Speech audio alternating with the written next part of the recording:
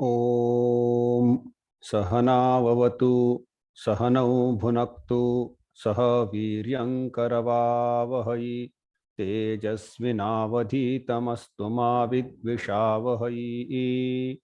ओम शांति शांति शांति।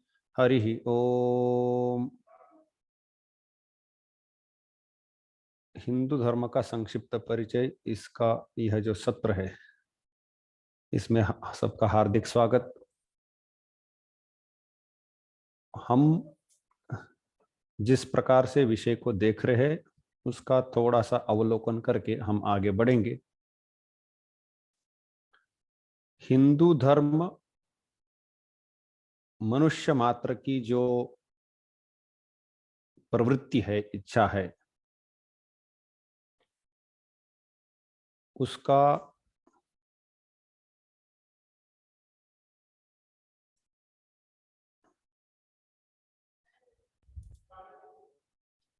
विश्लेषण करता है एवं उस विश्लेषण से यह पता चलता है कि हर न केवल मनुष्य को, हर प्राणी को ही सुख की इच्छा है तथा दुख दूर करना है। सुख को इष्ट कहा गया है, दुख को अनिष्ट कहा गया है। यदि आवश्यक न हो तो अपने वीडियो बंद रखने का अनुरोध है। कृपया बीच बीच में वीडियो ऑन ऑफ न करें। और ऐसी कोई यहाँ पर सेटिंग की व्यवस्था हो विनायक जी कि किसी का वीडियो ऑन हो तो भी वो पीछे रहे, सामने स्क्रीन पर फ्लैश न करे। ऐसा यदि कोई ऐसी कोई सेटिंग की व्यवस्था हो तो अच्छा रहेगा।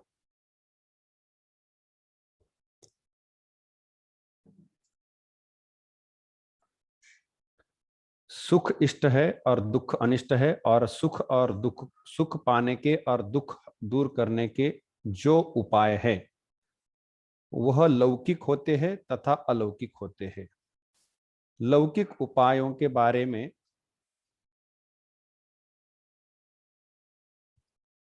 प्रत्यक्ष और अनुमान ही प्रमाण है, और अलौकिक विषय के बारे में वेद तथा वेद के अनुकूल शास्त्र प्रमाण है। इस प्रकार से इष्ट प्राप्ति तथा अनिष्ट परिहार के अलौकिक उपाय बताने में वेद सामने आते हैं, और वेद से ही जो कुछ हिंदू धर्म है वो वेद से ही चला है।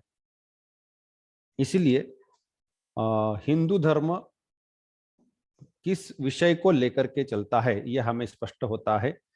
एक तो इससे मनुष्य की आवश्यकताओं से जुड़ा हुआ है, एवं विशेष रूप से जो कि हमें साधारण रूप से हम जीवन भर जिन प्रयासों में लगे उनमें दो दोष दिखा करके कि वो आत्यंतिक उपाय नहीं है और ऐकांतिक नहीं है, इसीलिए धार्मिक समाधान सामने लाया गया है। यह एक विश्लेषण गया। आगे चल करके इसीलिए हमने प्रमाणों की चर्चा भी कर ली, एवं इसी के साथ साथ सामान्यतः कोई भी कार्य उत्पन्न होता है तो उसका कोई कारण होना चाहिए। बिना कारण कोई भी कार्य उत्पन्न होता नहीं, और इसीलिए सुख यदि चाहिए तो सुख का कारण क्या हो सकता है, यह प्रश्न उपस्थित होता है। तो सुख के जो कारण हम मान के चले हैं आमतौर पर, उन कारणों की थोड़ी सी मीमांसा या परीक्षा होनी चाहिए। तो जैसे कि हमने एक उदाहरण लिया कि क्या पैसा सुख का कारण है, क्या कोई व्यक्ति सुख का कारण है, या कोई पद सुख का कारण है, तो इनका परीक्षण करने का हमने एक शास्त्रीय उपाय देखा, वह है अन्वय व्यतिरेक। उसकी चर्चा भी की हम उदाहरणों के द्वारा हमने, और इससे यह पता चलता है कि धन, व्यक्ति, सत्ता, पद आदि या कोई जानकारी आमतौर पर पुस्तक पढ़ते जानकारी पाते हैं, तो ऐसी साधारण रूप से जो जानकारी, उनमें से कोई भी सुख का सीधा कारण या प्रत्यक्ष कारण नहीं है, अप्रत्यक्ष रूप से हो सकते हैं लेकिन प्रत्यक्ष कारण नहीं है। और यहाँ पर शास्त्रीय समाधान ये सामने आया कि पाप दुख का कारण है और पुण्य सुख का कारण है। जिसके पास पुण्य है उसको सुख होता है और जिसके पास पाप है उसे दुख होता है। हमने धन सुख का कारण नहीं है यह सिद्ध करने के लिए विस्तार से प्रक्रिया लगाई थी, क्योंकि धन का प्रभाव बहुत है और पुण्य ही सुख का कारण है, यह शास्त्र का मत है, अलौकिक प्रमाण है। तो इस दृष्टि से यह पुण्य होता क्या है, कहां से होता है, कहां रहता है, क्या क्या परिणाम देता है, और यह पाप क्या है, होता क्यों है, कहां तक परिणाम देता है, इसकी चर्चा हम कर रहे हैं। और यही कर्म का सिद्धांत तो इस रूप में हमारे सामने आता है। तो कर्म का सिद्धांत समझने के लिए हमने एक उदाहरण लिया था। मैं थोड़ी सी स्क्रीन शेयर करके चलना चाहूंगा।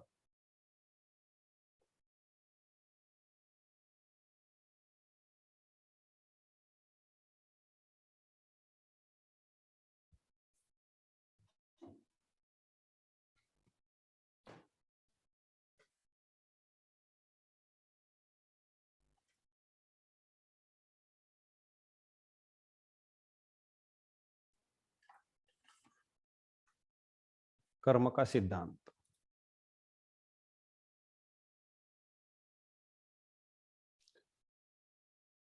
हमने कर्म के 3 प्रकार होते ये देखा कि क्रियमान कर्म, संचित कर्म और प्रारब्ध कर्म। इनको समझने के लिए हमने एक उदाहरण सेट किया था जो कल अंतिम 10-12 मिनट में उसकी चर्चा की थी।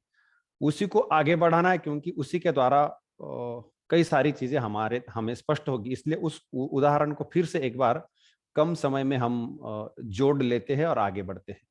वो उदाहरण यह था कि कोई डैम का काम चल रहा है, बांध बांधा जा रहा है और उस बांध पर मट्टी डाली जा रही है और मट्टी डालने के लिए कुछ गाड़ियां है, डंपर लगे हुए हैं। वहां पर हमारे उदाहरण के सुविधा से हमने इस प्रकार से इसको सेट कर लिया था कि एक बार एक ही गाड़ी भरती है, एक बार एक ही गाड़ी खाली होती रहती है। जो गाड़ी खाली हो जाएगी वो भरने के लिए चली जाएगी, एवं ऐसी और कई सारी गाड़ियां हैं जो भरकर लाइन में खड़ी है। तो हमें 3 प्रकार की गाड़ियां दिखाई दी। एक तो भर रही है वो, दूसरी कि जो खाली हो रही है, और तीसरी जो गाड़ियां भरी है एवं पंक्ति में खड़ी है। ऐसी गाड़ियां हमने कल इनकी आलोचना की। इसमें जो छोटे छोटे नियम यह है कि जो जिस प्रकार से मट्टी गाड़ी में डली जाएगी वैसी ही आगे चल करके खाली होगी। जो मट्टी डाली ही नहीं गई है वह मिट्टी यहां पर खाली होने में नहीं मिलेगी, एवं जो गाड़ी भरेगी वह पंक्ति में अंत में खड़ी होगी, उसके पहले जो भी गाड़ियां है वो वहां पर खड़ी मिल जाएगी। तो अगली जितनी गाड़ियां वो जब खाली होगी तो ही अंतिम गाड़ी का क्रम लगेगा। ऐसे कई सारी चीजें हमने इस कर्म के सिद्धांत के इसके द्वारा देखी थी। तो इसमें कुछ कुछ सिद्धांत है, दृष्टांत है, तो उसको दार्ष्टान्तिक के साथ मिलाना आवश्यक बनता है। तो इस प्रकार से थोड़ा सा मिलाना चाहिए कि अच्छी मिट्टी को हम पुण्य कहेंगे। एक गाड़ी खड़ी है और उसमें डाली जा रही, अच्छी मट्टी डाली जा रही। यहाँ पर हम अपने जीवन में कर्म कर रहे हैं तो हमारी जो हमारे उस कर्म के द्वारा यदि अच्छा कर्म करते हैं तो पुण्य रूप की मिट्टी उसमें डाली जाएगी। बुरी मिट्टी जैसे गाड़ी में डाली जाती है, उस प्रकार से हम यदि कुछ कुकर्म करते हैं, दूसरों को पीड़ा देते हैं, तो उसके द्वारा पाप लगता है, तो वह पाप हमारे उस गाड़ी में भरा जा रहा है। और वहां पर 3 प्रकार की गाड़ी है। भर रही ऐसी भरती गाड़ी, तो वो है क्रियमान कर्म, जिसके हमने उधर भी तुलना कर ली है। भरी हुई गाड़ी जो लाइन में खड़ी वो है संचित, और खाली होती जो गाड़ी है वो है प्रारब्ध। ये हमने इनसे इसके साथ दृष्टांत को दार्ष्टान्तिक के साथ मिला लिया। अब संचित है या नहीं, यहां पर एक प्रश्न उपस्थित होता है कि जैसे हमने ये कितनी स्लाइड है 55 की, तो इसमें पुराने स्लाइड को जाए तो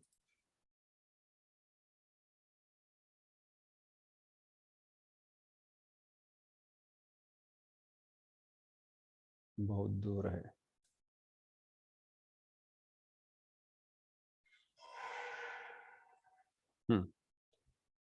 ये जो है संचित, यह यदि नहीं है तो क्या, यह वो है तो क्या, तो इसको मानने के पीछे क्या युक्ति है, यह प्रश्न हमारे सामने उपस्थित होता है। तो इसलिए संचित है या नहीं, अब संचित का अर्थ हमने क्या लगाया कि गाड़ी भरी जा रही है तो भरने के बाद जो पंक्ति में जाकर खड़ी हो जाती है उसको संचित बोला,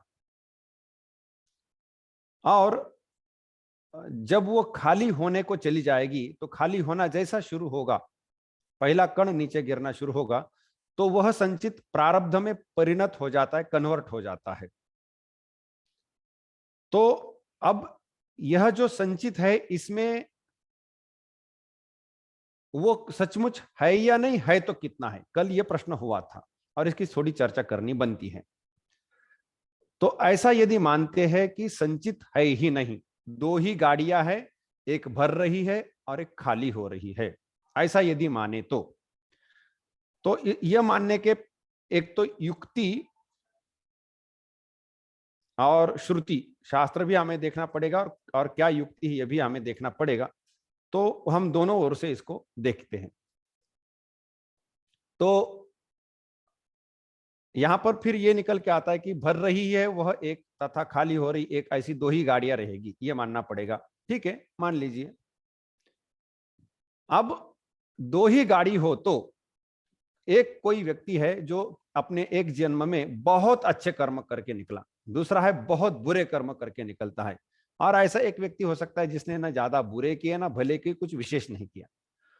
तो आप 1000 भले कर्म करें आप एक ही गाड़ी भरेगी, आप बहुत बुरे कर्म करें तो एक ही गाड़ी भरेगी, और थोड़े बहुत करे न करे कुछ न करे तो भी आपकी एक ही गाड़ी भरेगी। इस प्रकार से स्थिति होगी। तो कुछ भी करे एक ही गाड़ी भरेगी, और वह गाड़ी तुरंत जाकर के खाली होना है, क्योंकि तीसरी गाड़ी तो है ही नहीं। जो भरेगी वही आगे आगे चल करके तुरंत खाली होने के लिए जाएगी, और जो खाली हो रही तो जैसे खाली हो चुकी वो भरने को चल जाए। तो यह मानना पड़ेगा। तो कितने भी आप सत्कर्म करें वो एक ही जन्म में फल देके चले जाएंगे, ऐसा इसका अर्थ होना शुरू हो जाएगा, जो ठीक नहीं है। कितने भी बुरे कर्म करे केवल एक ही, जैसे कि मान लीजिए किसी ने 10 व्यक्तियों को मार दिया, 1000 लोगों को मार दिया, प्राणियों को मारा, ऐसा कुछ। यदि 10 लोगों को मारा है तो वो 10 लोग आगे चल करके उसको कहीं ना कहीं मारेंगे। तो क्या 10 एक बार मारेंगे? तो उसका एक ही बार मृत्यु होगा ना, 10 हर एक ने एक एक बार मारना है, क्योंकि इसने हर एक को मारा है। तो इस दृष्टि से कर्मफल का यदि विचार करें तो जो इतने कर्म भले या बुरे किए हैं उसके अनुसार अलग अलग गाड़ियां भर के खड़ी होगी, ये होना आवश्यक है। इसीलिए संचित मानना पड़ेगा, संचित अधिक है मानना पड़ेगा। एवं यदि संचित है ही नहीं, केवल दो ही गाड़ियां है, तो और एक चीज सामने आती, वो ये है कि जो मट्टी नहीं डालता वह तो इसी जन्म में मुक्त हो जाएगा। क्या है कि मुक्ति क्या है कि आखिर अगले जन्म में ले जाने वाला कोई ना कोई ऐसा फोर्स, एक शक्ति जो अगले जन्म में ढकेलती है, वह क्या है, तो वो पाप पुण्य है। यदि किसी व्यक्ति ने सावधानी से इस जन्म में मिट्टी डाली ही नहीं, इस एक पहला इस जन्म का एक डंपर एक गाड़ी है वो भरी नहीं उसने बड़े सावधानी से, और जो खाली हो रहे तो खाली हो ही जाएगी ना, तो कोई गाड़ी अब खाली बची नहीं, तो बिना कुछ किए वह मुक्त हो जाएगा, केवल सावधानी से चलना है, ऐसी स्थिति आ जाएगी। यदि ऐसी स्थिति हो जाती है तो एक समस्या उत्पन्न होगी। वो समस्या यह है कि शास्त्र वचनों का विरोध होगा। क्या शास्त्र वचनों का विरोध होगा? कई सारे शास्त्र वचन है, हम उदाहरण के लिए 2 शास्त्र वचन लेंगे। एक है भिद्यते हृदय ग्रंथि छिद्यन्ते सर्व संशयाः क्षीयन्ते चास्य कर्माणि तस्मिन् दृष्टे परावर। यह उपनिषद का वचन है, कठोपनिषद में आता है, वेद वचन है कि ब्रह्म ज्ञान होने पर कर्म, सभी कर्म क्षीण हो जाते हैं। तो ब्रह्म ज्ञान होने पर कर्म क्षीण होते ऐसा कहा गया है। और यदि हम संचित को न माने तो ब्रह्म ज्ञान की तो आवश्यकता ही नहीं रही, केवल इस जन्म में नई गाड़ी नहीं भरनी है तो आप मुक्त हो जाएंगे, ब्रह्म ज्ञान की कोई आवश्यकता नहीं। लेकिन यहां तो शास्त्र कह रहा है कि ब्रह्म ज्ञान से ही सभी कर्मों का क्षय होगा। और यहां पर बोला है सभी क्षीयन्ते च अस्य कर्माणि, ये बहुवचन लगा है, तो इसका मतलब है कि बहुत कर्मों का क्षय होगा। तो बहुत कर्म कौन से होंगे?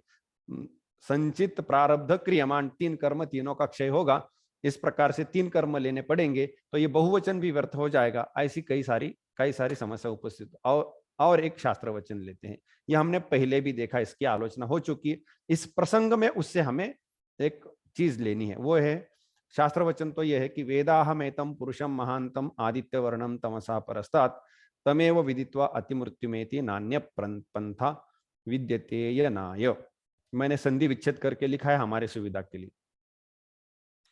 इसमें यह लिखा है कि उस महान पुरुष को मैं जानता हूं जो आदित्य के वर्ण के जैसा है, अंधकार के परे है। तम एव विदित्वा, उसको जानने से, उसको ही जानने से मृत्यु के पार जाया जाता है। यहां पर इस वचन से यह पता चलता है कि ऐसे महापुरुष को, अर्थात ऐसे इस ब्रह्म का ज्ञान होने से ही, ये ही पर भी ध्यान देना चाहिए, और ज्ञान होने से इसका ही ज्ञान होने से, पिछली बार भी इन शब्दों पर ध्यान आकर्षित किया था, मृत्यु के पार जाया जाता है। यदि इसमें भी किसी को भ्रम रहता है तो श्रुति फिर एक बार बताती है कि न अन्यः पंथाः विद्यते अयनाय, और मृत्यु के पार जाने के लिए इसके अलावा कोई मार्ग नहीं है। श्रुति ने जब ये बोला है कि इसके अलावा कोई मार्ग नहीं है, तो यदि आप माने कि संचित केवल एक ही है, संचित होता ही नहीं है, तो बिना ब्रह्म ज्ञान के ही मोक्ष मिलेगा, जो कि शास्त्र वचनों के विरुद्ध चला जाएगा। शास्त्र तक कहते हैं कि ब्रह्म ज्ञान से मिलेगा, क्योंकि इस ब्रह्म ज्ञान में कर्म क्षीण हो जाएंगे। तो कौन से कर्म क्षीण हो जाएंगे? संचित क्षीण हो जाएंगे, सामान्यतः प्रारब्ध हो जाएंगे, क्रियमाण हो जाएंगे, पर मुख्यतः संचित क्षीण करने के लिए प्रयास किए जाते हैं। तो यह सब जो शास्त्र प्रक्रिया है, मोक्ष के लिए जितने शास्त्र रचे हैं वह व्यर्थ ही बात कर रहे हैं, ऐसा अर्थ होने लगेगा। लेकिन ऐसा तो हो नहीं सकता, इसीलिए यह संचित होता है, ऐसे कई सारी युक्तियां जोड़ करके मानना पड़ेगा कि संचित होता है। अब इस कर्म के सिद्धांत से हमें आगे भी कुछ चीजें निकालनी है। इसकी हमने थोड़ी सी चर्चा की है और थोड़ी सी कर लेते हैं। एक मुख्य चीज यह है कि केवल मनुष्य जन्म ही कर्म योनि है। मनुष्य का जन्म ही कर्म योनि है। इसका अर्थ यह है कि मनुष्य जन्म में भला बुरा कर्म करने से पाप पुण्य लगता है। अन्य सभी जो योनि है अर्थात जन्म है, वो देवताओं के हो या कीट पतंग वनस्पति आदि तिर्यक हो, देव योनि, तिर्यक योनि, मनुष्य योनि, ऐसे तीन योनियां हैं। तो तिर्यक योनि और देव योनि, इनके यह सब भोग योनि है। कोई देवता या कोई कीट पतंग पशु आदि कितने भी भले या कितने भी बुरे कर्म करे, उनको उन कर्मों के द्वारा न पाप लगेगा न पुण्य लगेगा, उनको पाप पुण्य नहीं मिलता है। इसलिए, और जो मनुष्य जन्म में कर्म किए हैं उसके द्वारा जितना पाप पुण्य लगा है उसका फल भोगना मात्र इन अन्य योनियों में होता है। इसलिए मनुष्य जन्म अत्यंत महत्वपूर्ण है। यह ऐसी चीज है कि आपको बहुत लंबे समय के लिए विदेश की यात्रा करनी है, लेकिन अपने देश से ही करेंसी ले जानी है, पैसा इधर से ले जा सकते। उन देशों में आपको नया पैसा नहीं मिल सकता। यहां से जितना पैसा आपने डाला हुआ है, करेंसी को कन्वर्ट किया है, विदेशी मुद्रा में जिसको परिणत किया है, वह मुद्रा ही आपको वहां पर खर्चे के लिए काम आएगी। वहां आप भला भी करें, बुरा भी करें, कुछ भी करें, वहां से आपको कोई भी पैसा नहीं मिलने वाला। ये जो स्थिति है, ये वाली यहां स्थिति है कि आपको मनुष्य जन्म में ही जितना स्टॉक इकट्ठा करना है वो कर लीजिए। और इसीलिए मनुष्य जन्म केवल एक ही यहाँ की जो यात्रा है, जीवन यात्रा है, उसकी देखभाल के लिए नहीं, तो अगली अगली जितनी यात्राएं है सबकी इन्वेस्टमेंट इसी के अंदर करनी है। ये इतना महत्वपूर्ण है।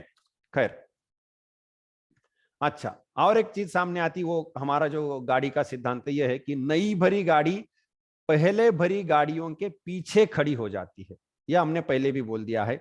यह महत्वपूर्ण है क्योंकि ये इस सिद्धांत के आधार पर कई लोग ऐसा प्रश्न करते हैं कि भाई मैंने इस जन्म में बहुत अच्छे कर्म किए तो मेरा अगला ही जन्म अच्छा होना चाहिए।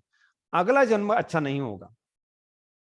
इसके पहले आपने ही करके रखे हुए बहुत सारे कर्म बैठे हैं जो कि आपने ही किए हैं, आपके ही है, और आप उसको कैसा बाईपास करेंगे? वो तो पहले बैठे हैं। कई सारी गाड़ियां भर के लाइन में खड़ी है, वो आपने ही भरी है, और आप नए से गाड़ी भर करके आप लाइन में ले जाते हो, लेकिन वहां एक ही रास्ता है, कोई ओवरटेक करने का रूट वैसे नहीं। ओवरटेक करने के रूट भी है, वो विशेष रूट है। वो विशेष रूट नहीं अपनाया तो आपकी गाड़ी पीछे खड़ी रहेगी।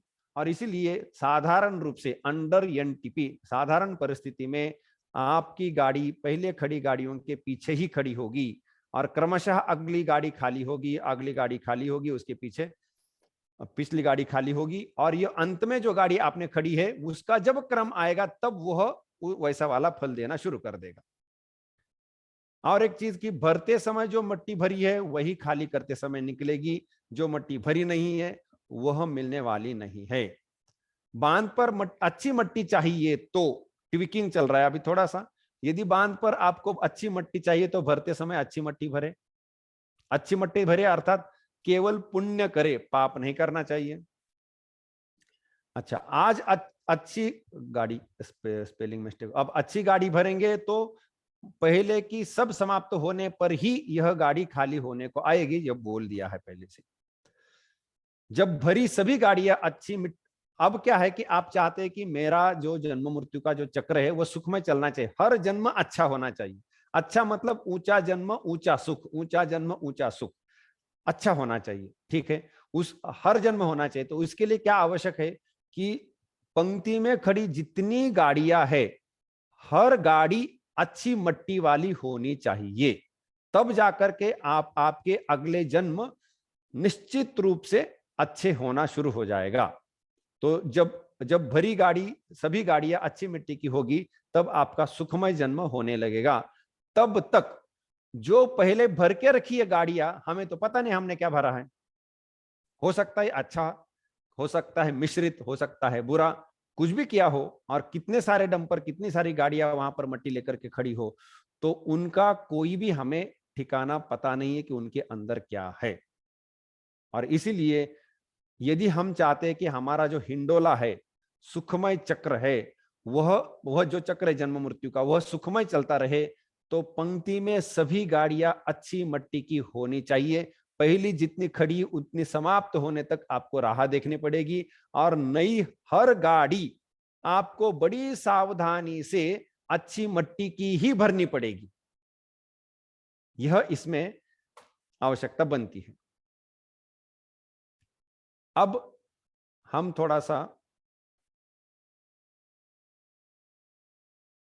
ये जो कर्म सिद्धांत है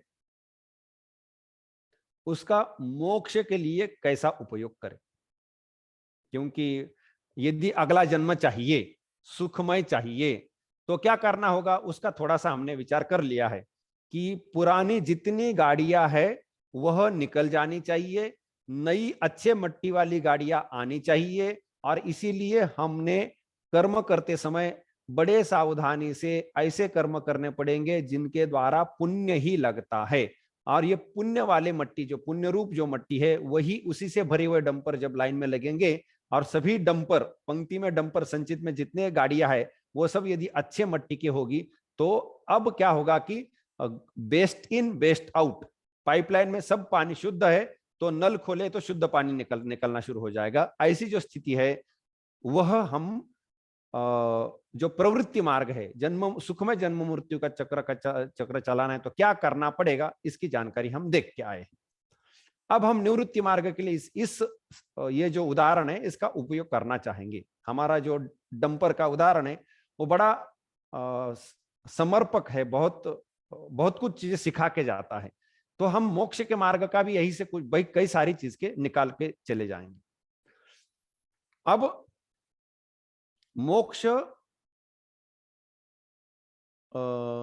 होता है मतलब जन्म मृत्यु के चक्र को चलाने वाली जितनी शक्तियां है, जितने फोर्सेस है, उनको न्यूट्रलाइज करना है। कोई गाड़ी चल रही है, उसको कई लोग ढकेल रहे हैं या अंदर इंजन से चल रही, किसी भी प्रकार से ले सकते हैं। तो उसको यदि रोकना है चलने से, तो पहली बात है कि जो पीछे से शक्ति लगा करके उसको ढकेला जा रहा है या इंजन के द्वारा उसको प्रचालित किया जा रहा है, इनको रोकना होगा, इनको हटा देना होगा, नए से ढकेलना बंद करो। यह पहला काम करना होगा। दूसरा काम यह है कि आपने जो ढकेल के रखा है उसके कारण उसको गति आई है, वह गति जब तक है तब तक गाड़ी चलती रहेगी। तो जन्म मृत्यु के चक्र को चलाए जाने वाली शक्ति क्या है? तो वह है पाप और पुण्य। थोड़ा भी पाप है या थोड़ा भी पुण्य है तो वह उसका भोग दिलाने के लिए अगला जन्म करा के, बहुत छोटा है तो गर्भ में मृत्यु करा देगा, लेकिन उतना तो कराएगा ही कराएगा। तो पाप और पुण्य जो है, और पिछले कल और भी चीजें बोले थे कि हमने जो उपासना की उसके द्वारा जो भी उपासना का फल मिला है वह, और हमने जो अनुभव किए वो, ऐसे तीनों मिलाकर, तो हम तीनों मिलाकर सामान्यतः पाप पुण्य के अंदर लेकर के ही उसको बोल रहे हैं। तो ये जो आगे ले जाने वाली शक्ति है उसको समाप्त करना पड़ेगा, उसको शून्य करना पड़ेगा एकदम से, तब जाकर के अगला जन्म होना रुकेगा। तो अब हमने देखा कि कर्म जो है वो 3 प्रकार से उसका विभाजन होता है कि अभी जो मट्टी डाली जा रही है वह ठीक, अभी जो मट्टी डाली जा रही वह, उसको टैकल करना होगा कि वह न पुण्य संचय करे न पाप संचय करे। सावधानी रहनी चाहिए। यदि पाप भी करते हैं तो अगला जन्म कराएगा, दुख का भोग कराएगा। यदि पुण्य भी करते हैं तो अगला जन्म कराएगा, सुख का भोग कराएगा। लेकिन हमें अगला जन्म ही नहीं चाहिए, न उसमें सुख न दुख, हमें अगला जन्म ही नहीं चाहिए। तो आपको न पुण्य करना होगा न पाप करना होगा, वह डंपर, वह गाड़ी खाली रहनी चाहिए। यह एक पूरे पाप पुण्य को न्यूट्रलाइज करना है ना, तो इसको हाथ लगाया पहले कि नई मट्टी बिल्कुल नहीं आनी, भली या बुरी। ये मोक्ष मार्ग है। हाँ, मोक्ष मार्ग पर पुण्य का भी अर्जन नहीं करना है। फिर से ध्यान दीजिए कि मोक्ष मार्ग पर पुण्य का अर्जन नहीं करना है। यदि होता है तो उसका क्या करना है, हम उसका भी टेक्निक देखने वाले हैं। आगे चलते हैं। प्रारब्ध अर्थात यह जन्म शुरू हो जिस शक्ति से हुआ, जिस कर्मफल से हुआ, वो प्रारब्ध है। कुछ वर्षों तक यह शरीर चलेगा, उसका अंत होगा, और इसके अंदर ये जो अंतराल है जन्म से मृत्यु तक, इसके अंदर सुख दुख का अनुभव कराएगा। जाति आयु भोग ऐसा फल मिलने वाला है, जो चल मिल रहा है, हम उसी के अंदर है। तो ये प्रारब्ध है। इसकी विशेषता यह है कि प्रारब्ध ने फल देना शुरू कर दिया है, कुछ दे चुका है और थोड़ा बहुत देना बाकी है। तो यह प्रारब्ध जो है वह अपना फल दे रहा है और देता जाएगा, और यह देकर के वह समाप्त हो जाएगा, वो रुकने वाला नहीं है। और प्रारब्ध चूंकि इस जन्म में फल दे चुका है या देने लगा है, तो वह इसके बाद और अगले जन्म का कारण नहीं बनेगा। हम बाजार में गए, 10 रुपए की चीज ली और उसको 10 रुपए दे दिए, तो वो 10 रुपए अब खर्च हो चुके हैं। उस 10 रुपए के द्वारा हम और नई चीज नहीं खरीद सकते। वैसे प्रारब्ध यह इस जन्म में लगे हुए 10 रुपए है, कुछ खर्च हो चुके, कुछ बाकी है, लेकिन वो बुक हो चुके हैं। तो इसीलिए यह जो प्रारब्ध के 10 रुपए है, इस जन्म में चूंकि खर्च करने में बुक हो चुके हैं, तो वह और अगले जन्म में खर्च करने के लिए बचते नहीं है। तो इसलिए एक ओर से प्रारब्ध की चिंता मत करिए, क्योंकि वह अगले जन्म का कारण नहीं बनेगा। प्रारब्ध को भी हाथ लगाना पड़ेगा और उसके बारे में भी हमें थोड़ा सोच विचार करना है। इसलिए हम उधर भी आएंगे, लेकिन प्रारब्ध स्वयं इस जन्म का कारण बन चुका है और अगले जन्म का कारण नहीं बनेगा। 10 रुपए की वस्तु खरीद चुकी है, बोली हो चुकी है, उसी 10 रुपए से और नई चीज नहीं खरीद सकते। रहता है संचित। संचित के अंदर बोरियां बहुत भरकर पड़ी हुई है, बहुत डंपर खड़े हैं। संचित की दिक्कत यह है कि वह जो डंपर खड़े होकर के वहां रुक के है, वह सभी के सभी आप उनको उतार नहीं सकते। ये जो क्रियमान की मट्टी, उसको आप उतार सकते हैं, वो देखने वाले हम।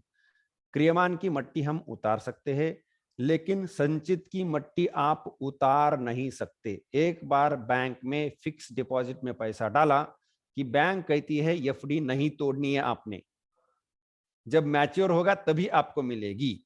अब यदि किसी को बहुत आवश्यकता है तो बैंक बोलेगी ठीक है भाई, आपको वो जो ये इंटरेस्ट रेट ऐसा करो वैसा करो, सेटल करो, कुछ करो, ले जाओ। लेकिन संचित का ऐसा नहीं है। संचित ऐसी एफडी है, ऐसा फिक्स डिपॉजिट है जो आप नहीं तोड़ सकते।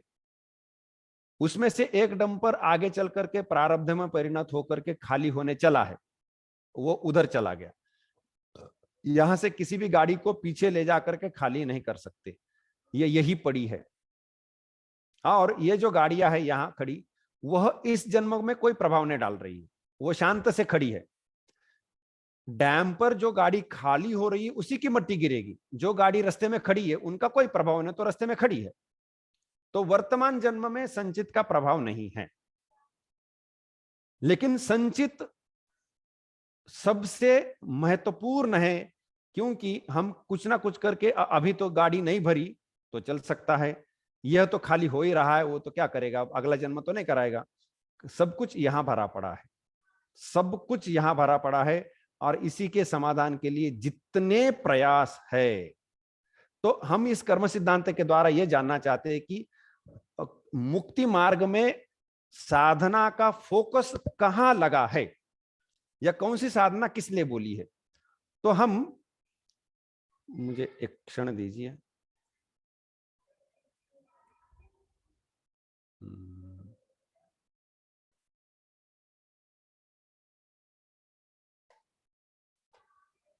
क्षमा करिए।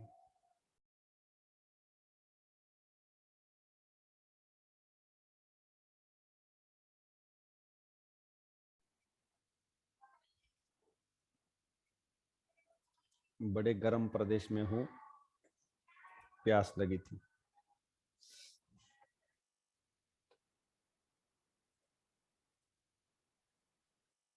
अब हम देखेंगे कि क्रियमान को कैसे हाथ लगाना है। सावधानी से देखिए। क्रियमान में दो प्रकार की मट्टी हो सकती है, भली और बुरी। बुरी मट्टी मतलब अधर्म या पाप, और भली मट्टी मतलब अच्छी मट्टी मतलब धर्म या पुण्य। तो गलती से कुछ समझबूझकर हो या गलती से हो, कैसे भी हो, एक कुछ पाप हुआ। पाप हुआ मतलब क्या हुआ, क्या ऐसा कर्म हुआ जिससे पाप लगेगा। वह पाप हमारे खाते में जमा होना शुरू होता है, और वह आगे चल करके संचित बनेगा, आगे चल करके प्रारब्ध होकर के दुख दे के जाएगा। अब वो दुख दे ये भी हम सहन कर सकते हैं, चलो भाई थोड़ा सा दुख है दे देगा तो क्या है उसमें। लेकिन वो समस्या क्या करता है कि यहां से निकल करके संचित में जाके बैठ करके अगले जन्मों का कारण हो जाता है। वहां जाकर के पकड़ के ले जाके नदी के उस पार जाकर के थपेड़े लगाएगा, भाई लगाने तो इधर लगा, उस पार क्यों ले जा रहे हो, तो लेकिन वो उस पार ले जाएगा, ये उसमें समस्या है। तो इसलिए गलती से यदि कुछ अधर्म हो जाता है, पाप अर्जित हो जाता है, तो फिर से एक बाधा उत्पन्न हो रही है।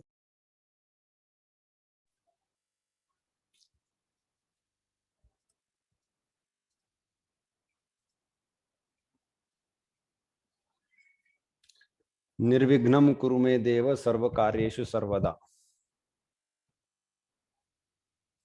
मंगलाचरण कम पड़ रहा है।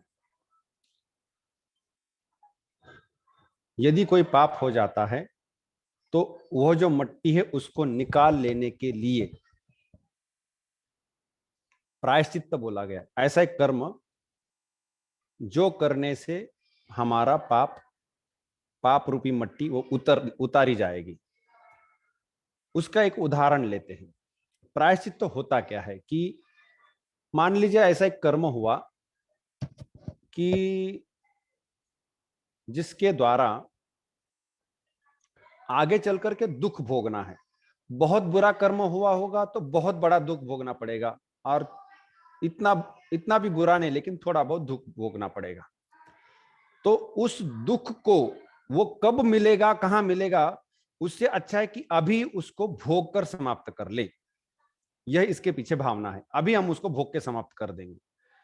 तो वो कैसा करेंगे, तो उसको थोड़ा थोड़ा थोड़ा करके समाप्त कर दो। जैसे मान लीजिए कि ऐसा कुछ एक पाप करके रखा है कि अगले जन्म में, किसी जन्म में हाथ कट जाए, पैर कट जाए, या अपघाती मृत्यु हो, या ऐसा कुछ किसी बहुत प्रिय व्यक्ति का वियोग होना है। ऐसे कई सारा बड़ा एकदम संकट उपस्थित होने की संभावना है। तो उससे जो दुख हो सकता है अचानक बहुत बड़ा, उसको थोड़ा थोड़ा करके भोग लिया जाएगा। कीमत उतनी चुकानी। आप एक बार पूरे पैसे देकर के गाड़ी खरीदे, या फिर वो उसको क्या कहते हैं, एक मंथली इंस्टॉलमेंट करके दीजिए या एनुअल इंस्टॉलमेंट करके कर दीजिए, थोड़ा थोड़ा करके दीजिए, कैसा भी करिए लेकिन देना तो पड़ेगा। तो यह है प्रायश्चित्त कि वो इंस्टॉलमेंट में उसको भोग डालिए। तो जैसे एक चांद्रायन एक प्रायश्चित्त आता है। वो प्रायश्चित्त क्या है कि आप पौर्णिमा को पूर्ण भोजन करिए, 15 ग्रास कवल, और एक एक उसको 15 टुकड़े 15 भाग करिए उसके। पंचद ये पौर्णिमा से अमावस्या तक आते तो अमावस्या को भोजन बंद हो जाएगा, कम होते होते आएगा। अमावस्या से प्रतिपदा आई कि 1 ग्रास खाना है, फिर दूसरा 2 बढ़ाने, ऐसा करते करते फिर पौर्णिमा तक जाएंगे तो पूर्ण आहार करना है। तो पौर्णिमा अमावस्या पौर्णिमा, ऐसे 1 महीने का वो चांद्रायण व्रत है। और भी उसमें जप आदि कई सारे कर्म है, ये सब मिला करके वो प्रायश्चित्त कर्म होगा। तो इसमें न खाना या कम खाना, ये सबसे बड़ा प्रायश्चित्त बोला गया है। तो उसके वह यहाँ पर प्रायश्चित्त है। इस प्रकार से यह पाप जो है उसको भोग करके, क्वांटिफाई करके, छोटा छोटा करके, टुकड़े टुकड़े करके भोग के समाप्त कर दिया। यह हुआ। यदि अधर्म होता है, पाप होता है तो क्या करना है। यदि धर्म होता है, पुण्य होता है, तो पुण्य का भी प्रभाव यही है कि वो गाड़ी भरेगी, संचित बनेगी, अगला जन्म कराएगा और वहां जाकर के सुख देगा। लेकिन अगला जन्म तक ले जाना ही नहीं है मोक्ष मार्ग को। तो क्या है, उसके 3 उपाय हैं। एक तो करे ही ना, कोई भी पुण्य कर्म नहीं करना है। जिससे पुण्य लगेगा वो सभी कर्म रोक देने हैं। यह पहला उपाय है। अब होता क्या है कि कई सारे कर्म तो वर्णाश्रम धर्म के अनुसार उपस्थित होते हैं। जैसे अर्जुन का युद्ध करना, वहां पर एक वर्णाश्रम धर्म के अनुसार कर्म उपस्थित है। अर्जुन तो चाहता था कि मैं मेरे कर्म को विराम दूं, मैं नहीं करना चाहता। ये पहला उपाय अर्जुन ने सोचा था। भगवान ने बोला कि नहीं नहीं, तुम्हारा वर्णाश्रम धर्म छोड़ करके भाग नहीं सकते। तुम्हारा जो प्राप्त कर्म है उसको तुम विराम नहीं दे सकते। ठीक है, अब क्या करें। तो दूसरा उपाय यह है कि कर्म करना है जिसका परिणाम वस्तुतः पुण्य होना है। पुण्य जनक कर्म, उसको काम्य कर्म कहा जाता है। पुण्य जो कर्म देगा उसको काम्य कर्म बोला गया। हमने जो कर्म देख रहे थे, कई सारी लिस्ट थी, तो उसके अंदर पुण्य देने वाले कर्मों को काम्य कर्म बोला गया है। तो ये काम्य कर्म है। तो उसका जो पुण्य देना जो सामर्थ्य है, कर्म तो करना है लेकिन मन में यह भावना रखनी कि मुझे पुण्य नहीं चाहिए। मन में यह भावना चाहिए कि मुझे पुण्य नहीं चाहिए, फिर भी पुण्य देने वाले कर्मों को करना बन रहा है या करना पड़ रहा है। तो इस भावना के साथ वो कर्म किया जाएगा।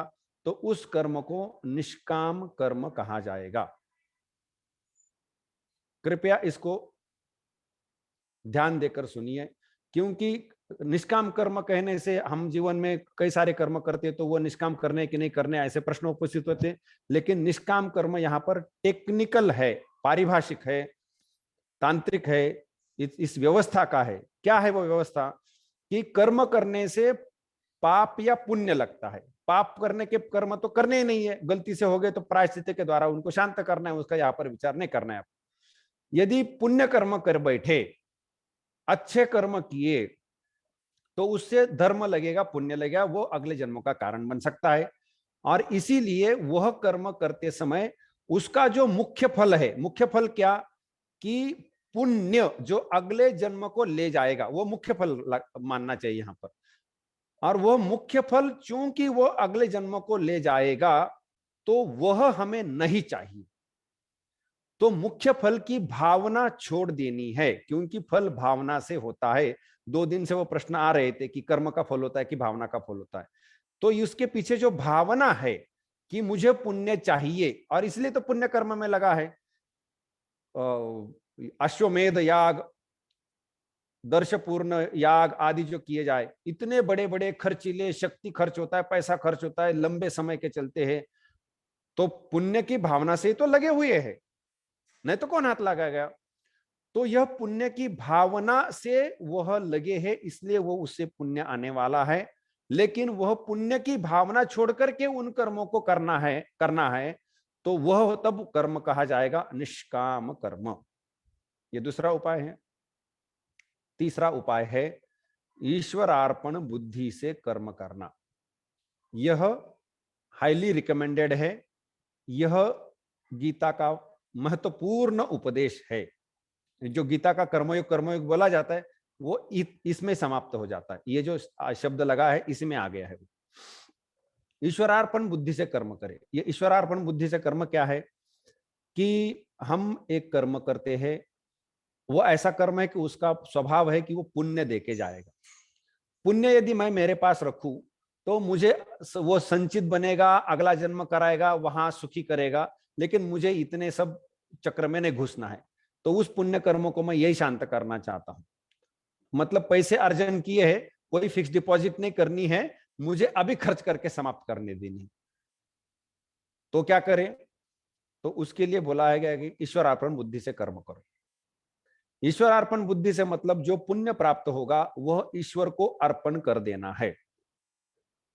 जो कई बार पूजा के अंत में करते, श्री कृष्णार्पणमस्तु, श्री रामार्पणमस्तु, श्री श्रीवार्पणमस्तु, श्री रामकृष्णार्पणमस्तु, काल्यर्पणमस्तु, जिसकी जैसी देवता है उस अनुसार श्री ईश्वरार्पणमस्तु इस प्रकार से करके अर्पण कर देते हैं। तो वह जो अर्पण का जो अंतिम अंश है, वह बोलने मात्र से नहीं होगा, वैसी स्पष्ट बुद्धि होनी चाहिए कि मेरा इस कर्म के द्वारा मुझे जो पुण्य लगने वाला था, वह पुण्य मुझे नहीं चाहिए, मैं ये ईश्वर को अर्पण कर रहा हूं। मतलब आपने नौकरी का पैसा गवर्नमेंट को सबमिट कर दिया, तो गवर्नमेंट आपकी देखभाल करना शुरू कर देगा। फिर आप यदि पैसा नहीं लेते, जो सैलरी वो सब सरकार को देना शुरू कर दे, तो सरकार आपकी जहां चाहे वहां देखभाल करना शुरू कर दे। वो वाली स्थिति यहां पर आ जाती है अभी। तो आपने इस विश्व के सरकार को आपने अपना जितना पुण्य है वह अर्पण करना शुरू कर दिया। लेकिन सरकार को तो आपने पैसे दिए या सैलरी दे दी, लेकिन बोले कि मेरी ये व्यवस्था करो, वो व्यवस्था करो, ऐसा होना चाहिए तो वैसा व्यवस्था, मांगों की लिस्ट लगा के रखी, तो वो कोई ईश्वरार्पण बुद्धि से कर्म नहीं होगा। इसलिए उसमें क्या करना पड़ता है कि ईश्वर को पुण्य तो अर्पण करो, लेकिन यह भी भावना करनी चाहिए कि उस पुण्य के परिणाम स्वरूप मुझे अगला जन्म न मिले। होता क्या है कि ईश्वर को कर्मफल अर्पण करने से उसका स्वभाव यह है कि वह कर्मफल कई गुना होकर के लौटता है। ध्यान में रहे। हाँ, ईश्वर को कर्म अर्पण करने से कई गुना होकर के वो लौटता है। यदि आपने 1 यूनिट पुण्यार्पण किया तो 100 यूनिट होकर के लौटेगा, तो समस्या और बढ़ जाएगी। वो तो हम एक बचने के लिए चले थे, वो तो बहुत बढ़ गया। तो क्या करना है कि ईश्वर को अर्पण करके ये वहां पर प्रार्थना करनी है कि वह इतने गुना होकर के मुझे पुण्य के रूप में न लौटे। एक दूसरा, मैं तो आपको पुण्य, मेरा पुण्य अर्पण कर रहा हूं, लेकिन मुझे परीक्षा पास होनी चाहिए, विवाह होना चाहिए, ये होना चाहिए, वो होना चाहिए, ऐसी जो हमारी मांगे हैं उसमें से एक भी मांग नहीं रखनी है। दूसरा, तीसरा, कि मैंने जो यहां पुण्य समर्पण किया है उसके द्वारा मेरा मोक्ष का मार्ग प्रशस्त हो। मोक्ष का मार्ग प्रशस्त हो तो अर्थ प्रशस्त हो, इसका अर्थात मेरा मोक्ष मार्ग सुविधाजनक हो, सुगम हो, उसके विघ्न निकल जाए। क्योंकि मोक्ष किसी भी कर्म का परिणाम नहीं। हजार कर्म करें, लाखों कर्म करके सैकड़ों कर्मफल ईश्वर को अर्पण करें, उसके द्वारा मोक्ष नहीं होता है। कुर्वन्तु कर्माणि यजन्तु देवान, तो विवेक चूड़ामणि शंकराचार्य कहते हैं कि कितने भी कर्म करो, देवताओं के यजन करो, वो ज्ञान के बिना मोक्ष नहीं होता है। तो इसीलिए यहाँ पर कितने हजारों लाखों कर्म करके ईश्वर को फल अर्पण करने पर भी मोक्ष नहीं होगा। मोक्ष केवल ज्ञान से ही होता है। और इसीलिए ये मांगना कि मैं एक पुण्य फल अर्पण कर रहा हूं तो मुझे मोक्ष मिले, ये तो होगा ही नहीं, क्योंकि कर्मफल के द्वारा कर्मफल समर्पण करने से मोक्ष नहीं होता है। कर्मफल समर्पण करने से यही मांगना चाहिए कि मोक्ष के मार्ग के विघ्न निकल जाए, ये प्रार्थना करनी है। तो हमने यहाँ पर 3 मुद्दे देखे कि एक तो फल ईश्वर को अर्पण करना है, वो जो पुण्य है वो कई गुना होकर के नहीं लौटना चाहिए। छोटी छोटी जो मांगे हैं उसमें से कोई भी मांग नहीं मांगनी चाहिए। और ईश्वर को अर्पण करने के साथ साथ ये भी भावना रखनी चाहिए कि भगवान मुझे इसका जो उधर से जो आप देना चाहते वो ऐसा करिए कि मेरा मोक्ष मार्ग प्रशस्त कर दीजिए। ये भावना लगा करके यदि आप क्रियमान करते हैं, पुण्य कर्म करते हैं, तो आपके गाड़ी में पुण्य रूप मट्टी नहीं डली जाएगी, अपितु इसको धक्का लगाने में, इसको जलाने में हमारे अंदर एक सामर्थ्य हो जाएगा। ठीक, तो हमने अब तक क्या चर्चा की कि क्रियमान को कैसे टैकल करना है। इसी के द्वारा ज्ञान योग का विषय है वो काफी पैमाने पर यही समाप्त हो जाता है। ज्ञान योग की जब चर्चा होगी तो कम शब्दों में हमारा काम समाप्त हो जाएगा, इसलिए ये व्यवस्था काम में आ रही है। अब प्रारब्ध, प्रारब्ध का क्या है कि हमने ये देखा कि प्रारब्ध का परिणाम ये है कि प्रारब्ध अगले जन्मों का कारण नहीं होता। ये एक सुविधा है। तो प्रारब्ध को हाथ मत लगाइए, वो तो वैसे भी अगला जन्म नहीं कराएगा। उसमें इस जन्म यहाँ वो जो 10 रुपए खर्च हो ही चुके या बातचीत हो ही चुकी है खर्च होने की, तो उसके बारे में आप क्या कहना है कि ये तो 10 रुपए अब हमारे रहे ही नहीं, तो बात में चले गए ना। ठीक है, फिर भी प्रारब्ध ऐसा विचित्र होता है कि उसके अंदर यदि कोई बुरा कर्म आकर खड़ा हो जाए तो यह जो बुद्धि है, यहां क्रियमान में सावधानी बरतना, यह बुद्धि नहीं होने देगा। वो हमारे सामने अध्यात्म मार्ग ही ना आने देगा। ये जो जानकारी वो पहुंचने नहीं देगा। प्रारब्ध हमें इनसे दूर रखना शुरू कर देगा। तो प्रारब्ध ऐसा भी होता है, भोग में लिप्त करा देगा, कुवासना को जन्म देगा, कुकर्म में जोड़ देगा, ऐसे कई सारे परिणामों में वो जोड़ देता है। तो फिर वह अपने अच्छे मार्ग से विच्युत कर देगा। और इसीलिए प्रारब्ध के अंदर से यदि कुछ बुरा निकलता है तो वह न निकले। प्रारब्ध क्या है कि हमने पुरानी जो मट्टी भली या बुरी भर के रखी है वो अभी निकल रही है, उसमें से अच्छी निकलती है तो सुख, बहुत सुख होगा। कभी कभी बहुत सुख होता है तो वो सुख भी हमें एक प्रकार से हमारे मोक्ष मार्ग से विचलित कर सकता है। बहुत तो सुख हो रहा है, हमने क्या मोक्ष का करना है, ये भावना होने की संभावना रहती है। बहुत दुख होता है तो वो दुख को झेलते झेलते स्थिति गंभीर हो जाती, कहाँ मोक्ष की याद होने वाली।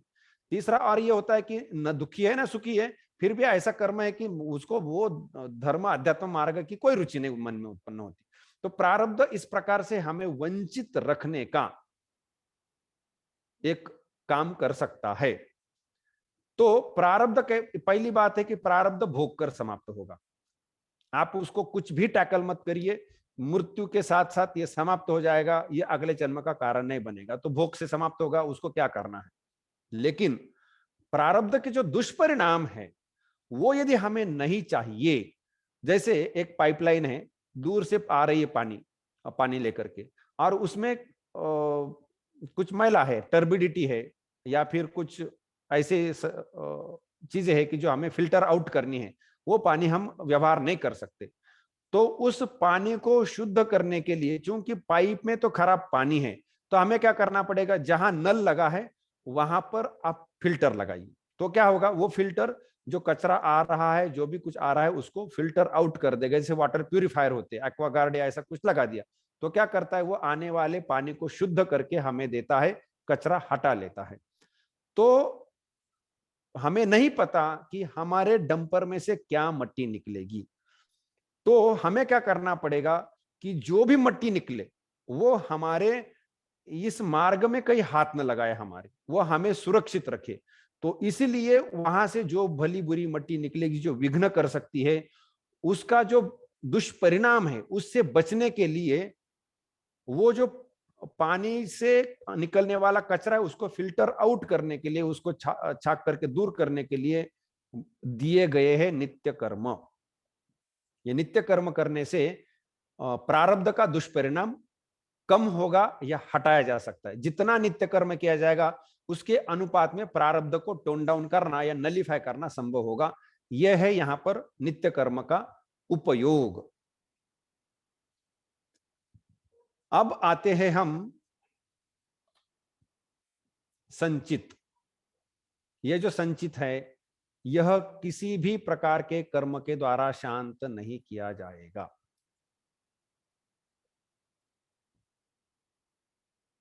संचित किसी भी कर्म के द्वारा शांत नहीं किया जाएगा।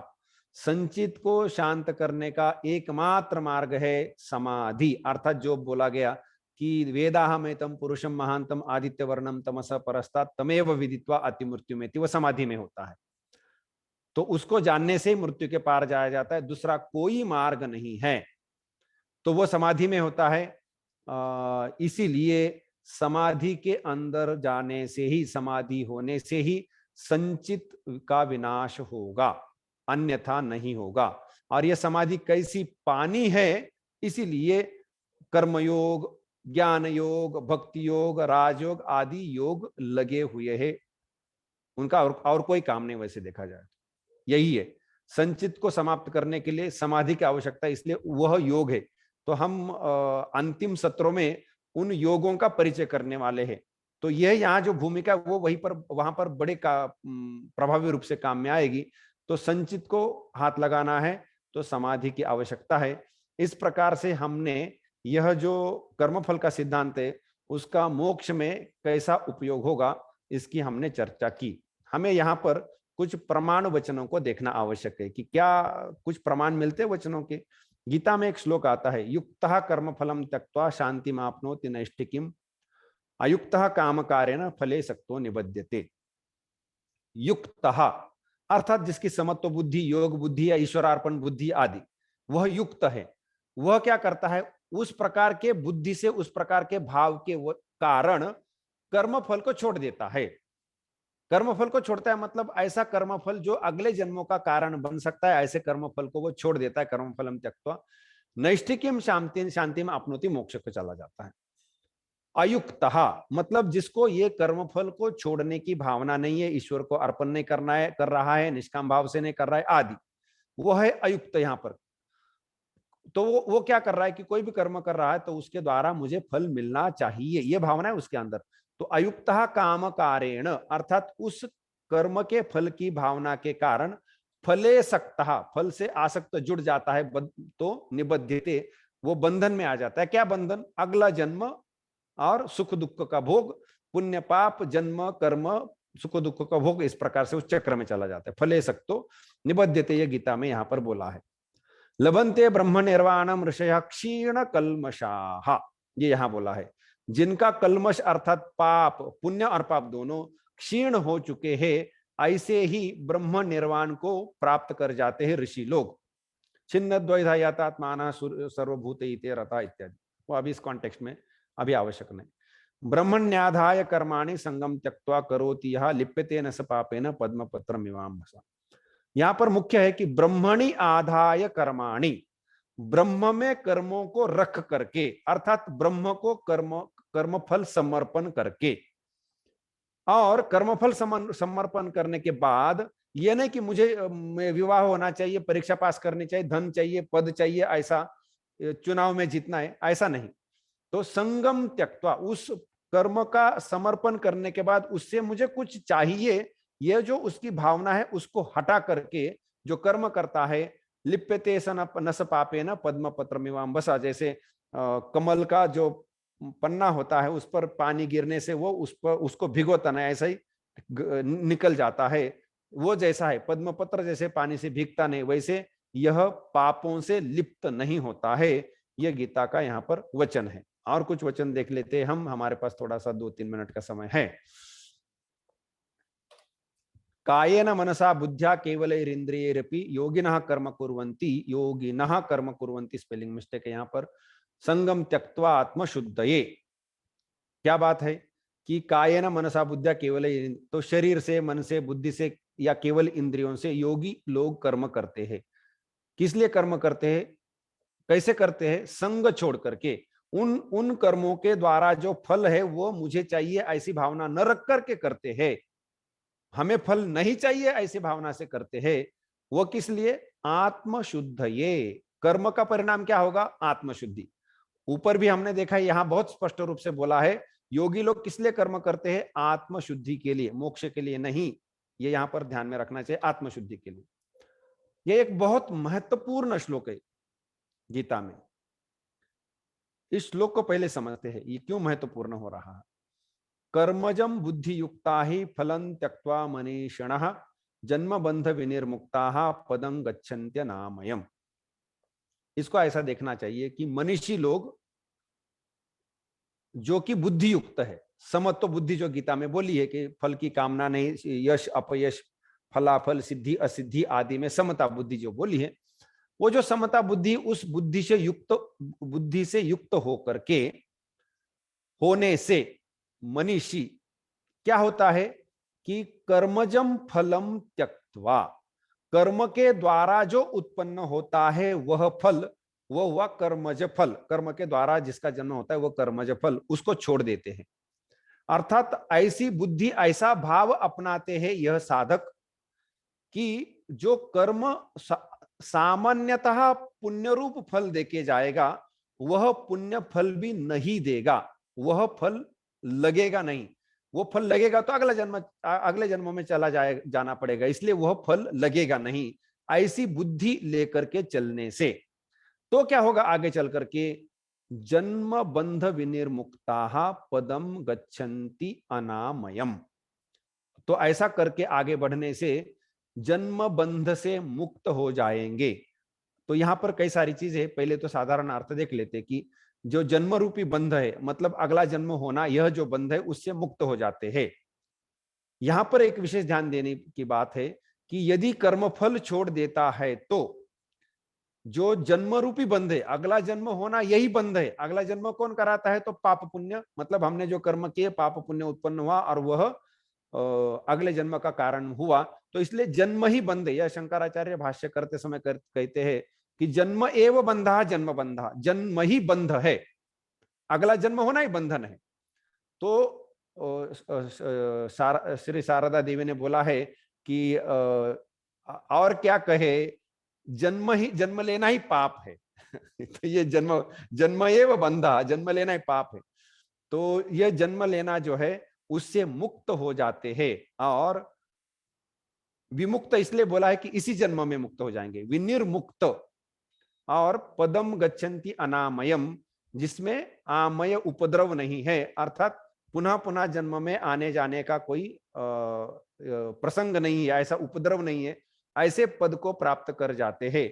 इस एक श्लोक में गीता के अध्यात्म का पूरा मार्ग बोला गया है कि ऐसी बुद्धि का अवलंब करे जिसके द्वारा ये कर्मों का जो फल है वो छूट जाएगा। तो क्या होगा, ऐसा साधक जन्म रूपी जो बंध है, अर्थात जन्म मृत्यु का जो बंध है, उससे मुक्त हो जाएगा। और ये अनामय उपद्रव रहित, अर्थात जन्म मृत्यु का कारण हो न, जहां से कारण नहीं बनता है, ऐसे पद को प्राप्त हो जाएगा।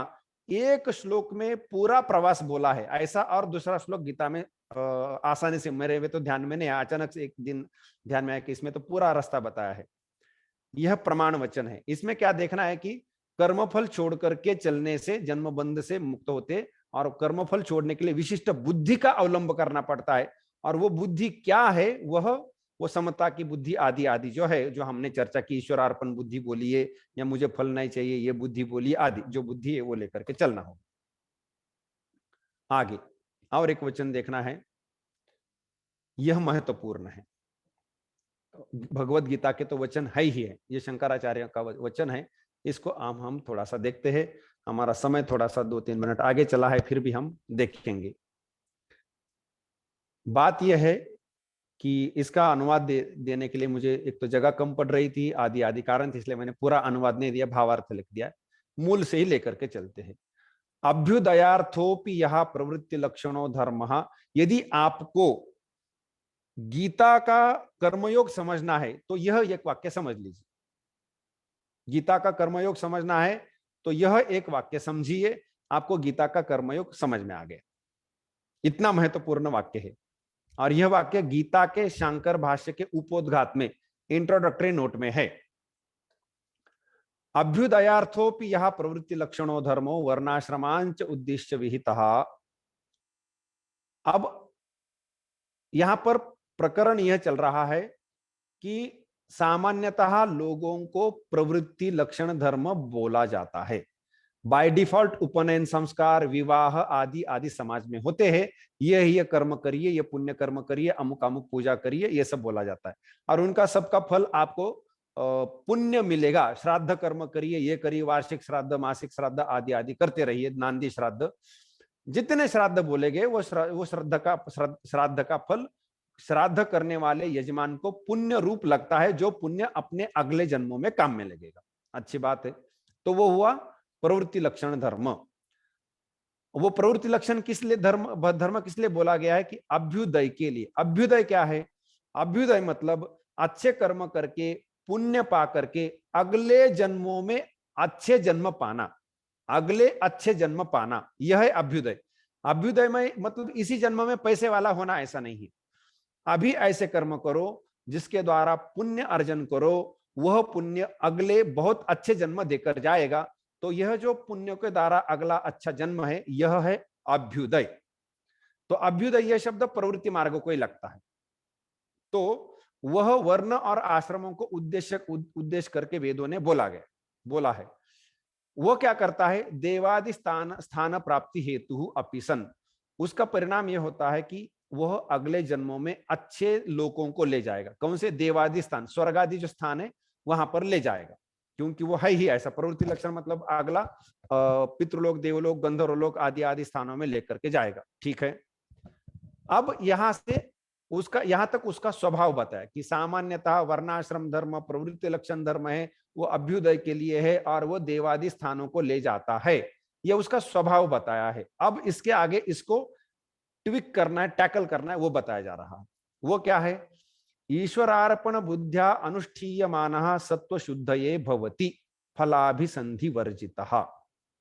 इसमें ईश्वरार्पण बुद्ध्या अनुष्ठीयमानः सत्व शुद्धये भवति, इतना अंश पहले लेते हैं कि यदि वह प्रवृत्ति लक्षण का कर्म अर्थात काम्य कर्म, स्वभावतः पुण्य देने वाला कर्म, यदि ईश्वर को अर्पण करने की बुद्धि से अनुष्ठान किया जाता है, तो वह कर्म हमारे सत्व शुद्ध के लिए, सत्व की शुद्धि करने के लिए काम आता है, चित्त की शुद्धि के लिए काम में आता है। अर्थात मोक्ष मार्ग पर जो चित्त की जो मलिनता है उसको हटाने के काम में आ जाता है।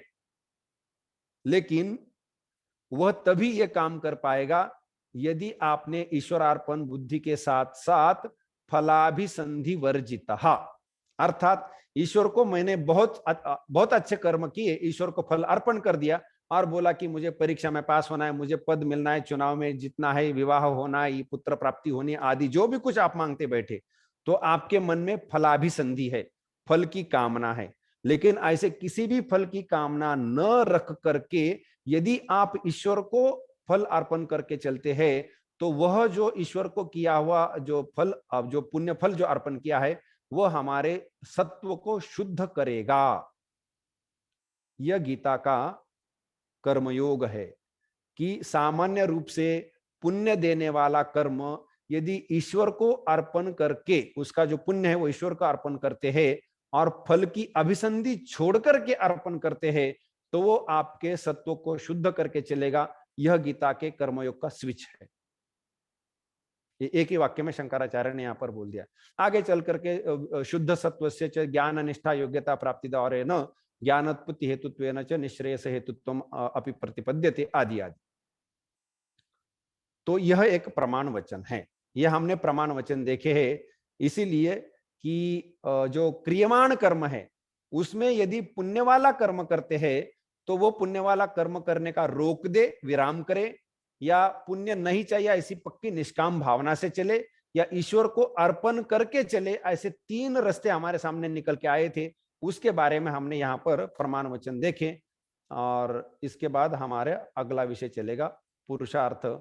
तो आज का सत्र हम यही समाप्त करते हैं। प्रश्नोत्तर के लिए मंच खुला करते हैं।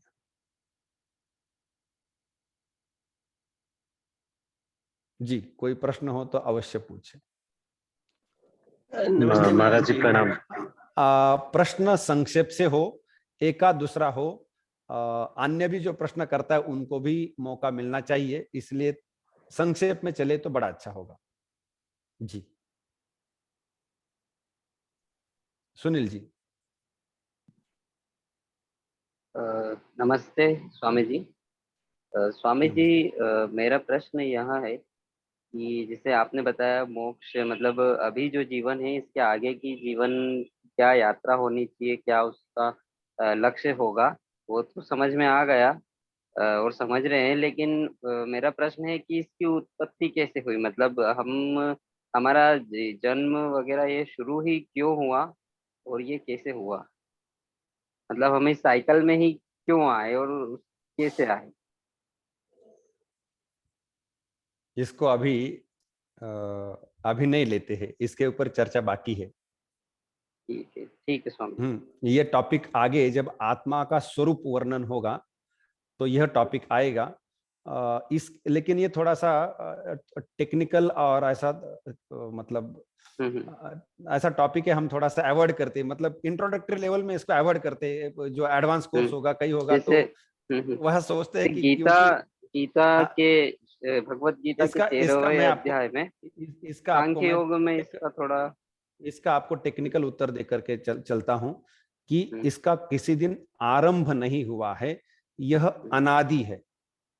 मतलब ये साइकिल किसी दिन स्टार्ट हुआ ऐसा नहीं हुआ है, ये अनादि है, यह इसका उत्तर है।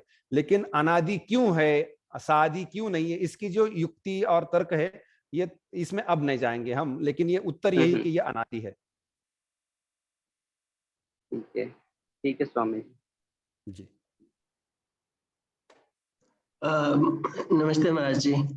नमस्ते। मेरा प्रश्न जो है वो प्रारब्ध कर्म से संबंधित है। आपके उद्धरण में था कि दो गाड़ियां, एक जहां पे बंद बन रहा है वहां पे है, वहां पे मिट्टी भरी जा रही है। और आप कौन बोल रहे हैं, मुझे ठीक पता नहीं चल रहा है। आप यहाँ पर लिस्ट में नाम स्पष्ट नहीं आ रहा है। चाहे तो आप वीडियो ऑन कर सकते, चाहे तो जी, चाहे तो आप वीडियो भी ऑन कर सकते हैं, कोई दिक्कत नहीं। लेकिन मुझे यहाँ पर लिस्ट में नाम नहीं पता चल रहा है, कौन बोल रहे हैं आप? महाराज जी, इसमें दिखा रहा है कि you cannot start your video because host has stopped it. एक मिनट है, मैं वो अनुमति आपको यहाँ पर all participants to Vinayak ji video on करने की अनुमति यहाँ पर allow participants to rename unmute themselves, reclaim host, join, leave, इन यदि अनुमति दी जा सकती है, क्योंकि अभी विनायक जी होस्ट है, जरा देखिए यदि अनुमति दी जाती है तो कोई बात नहीं। अच्छा, विषय तो आगे बढ़ाते, बोलिए। जी महाराज जी, मेरा नाम मनीष है। इसमें मेरा ईमेल आईडी में वो नाम लिखा हुआ है, चूंकि पीछे कुछ ऐसा हुआ था कि सर्वप्रियानंद महाराज का मैं भागवत गीता और वो सब सुनने लगा, तो उसमें नाम दे दिया था मैं ईमेल में अपना, इसलिए ऐसा दिखा रहा है डिसाइपल ऑफ स्वामी सर्वप्रियानंद महाराज। वो वही जी जी जी जी, बोलिए जी, बोलिए। जी। तो मेरा प्रश्न जो है वो प्रारब्ध कर्म से संबंधित है। मेरा अभी कॉन्सेप्ट क्लियर हो नहीं पाया है, जो उदाहरण है उसके अनुसार। तो उदाहरण में ये था कि एक जगह बंद बन रहा है, वहां एक गाड़ी खड़ी है। एक जगह मतलब जहां बंद बन रहा है वहां पे गाड़ी वो मिट्टी उतारनी है वहां से, और एक जगह खड़ी है जहां पे मिट्टी भरनी है। तो क्रियमाण कर्म जहां मिट्टी भरी जा रही है वो है, जितनी मिट्टी भरी जाए जिस प्रकार की, चाहे वो पुण्य हो पाप हो, तो वो क्रियमाण कर्म में है। यहीं पे एक छोटा सा सवाल, क्या क्रियमाण कर्म के फल जो है वहीं पे व्यय भी हो रहे हैं? ये पहला उसका छोटा सा प्रश्न। और दूसरा कि जब गाड़ी जाके बंद के पास लग जा रही है, तो वहां पे जैसे ही कण गिरना शुरू हो रहे हैं, वो प्रारब्ध कर्म वाला शुरू हो रहा है वहां से, ऐसी मेरी समझ है। तो कितनी मिट्टी गिरने तक वो प्रारब्ध कर्म है, और जन्म लेने और मिट्टी गिरते रहने के बीच का जो टाइम इंटरवल है, और जो अमाउंट ऑफ मिट्टी जो वहां पे गिर रही है, मतलब कितना प्रारब्ध कर्म हम लेके जाएंगे, वो सारी चीजें कैसे डिसाइड हो रही हैं? आपका पहला प्रश्न था कि क्रियमान की जो मिट्टी हम गाड़ी में डाल रहे हैं, जी महाराज जी। वो वहीं पर खर्च होती है क्या? नहीं, मतलब उसका खर्च होने का प्रोसेस शुरू हो जा रहा है क्या वहां पे? नहीं, वो बिना प्रयास के वो वहां पर खर्च नहीं होगी। जी महाराज जी। लेकिन खर्च हो जाती कभी कभी। उसके भी कुछ बारीकी, मतलब ये अध्यात्म मार्ग में वो भी बड़े बारीकी से ध्यान रखना पड़ता है। या जी अध्यात्म मार्ग में नहीं, जो इसमें चल रहा है प्रवृत्ति मार्ग पर है, उसने तो विशेष रूप से ध्यान रखना पड़ेगा। क्योंकि उसका ऐसा है कि कैसे खर्च हो जाता है, तो ये बड़े सूक्ष्म विषय में चला जा रहा है, लेकिन आपने प्रश्न किया है तो ये चर्चा करनी पड़ेगी इसकी। कि कोई पुण्य कर्म किया, तो पुण्य कर्म का आपको फल मिलेगा अगले जन्म में सुख। लेकिन आपने किसी मंदिर बनाने के लिए 1 लाख 10 लाख का दान दे दिया, भगवान आपको इतना सामर्थ्य दे, मैं ये प्रार्थना करूंगा।